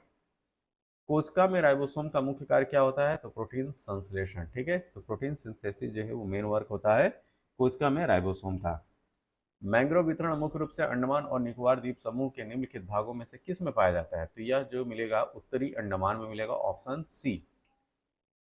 NOAA का मतलब बताना है, मतलब कि इसका फुल फॉर्म बताना है। तो इसका सही उत्तर है राष्ट्रीय समुद्री और वायुमंडलीय संचालन, मतलब national oceanic and atmospheric administration. ठीक है, इसका सही उत्तर है ऑप्शन ए। कौन सा भारतीय राज्य चाय का प्रमुख उत्पादक है? तो यह है असम, ऑप्शन डी। संयुक्त राष्ट्र सुरक्षा परिषद की भूमिका क्या है? तो अंतर्राष्ट्रीय शांति और सुरक्षा बनाए रखना, ऑप्शन डी जो है इसका सही उत्तर है। भारत में किस अधिनियम ने गैर कानूनी आतंकवादी गतिविधियों से निपटने के लिए रूपरेखा प्रदान की है? तो ये है UAPA। ठीक, ऑप्शन ए जो है वो सही उत्तर है। ज्यामिति के जनक के रूप में किसे जाना जाता है? तो यूक्लिड को कहते हैं। ठीक है, तो फादर ऑफ जियोमेट्री जो है वो यूक्लिड है, ऑप्शन डी। सोशल मीडिया संचार में एनालिटिक्स टूल्स विश्लेषण उपकरण का उपयोग करने का प्राथमिक लाभ क्या है? तो प्रदर्शन को मापना। ठीक है, तो परफॉर्मेंस मेजरमेंट जो करना जो है इसका जो है वो मेन वर्क होता है। तो यहाँ पे सही उत्तर है प्रदर्शन को मापना। यहाँ पे खाली स्थान है वह धन जो वैध तरीकों से अर्जित किया जाता है और इसका हिसाब किताब रखा जाता है, इसके लिए आयकर या अन्य कर का भुगतान किया जाता है, यह कहलाता है सफेद धन। अगर अवैध तरीकों से अर्जित किया जाता है और टैक्स न दिया जाता तो ये कहलाता काला धन। ठीक है, तो यहाँ पे जो सही उत्तर है ऑप्शन नंबर बी। भारतीय संविधान की प्रस्तावना उद्देशिका में कौन सा शब्द यह दर्शाता है कि भारत किसी भी बाहरी नियंत्रण से मुक्त है? तो संपूर्ण प्रभुत्व संपन्न, ऑप्शन बी।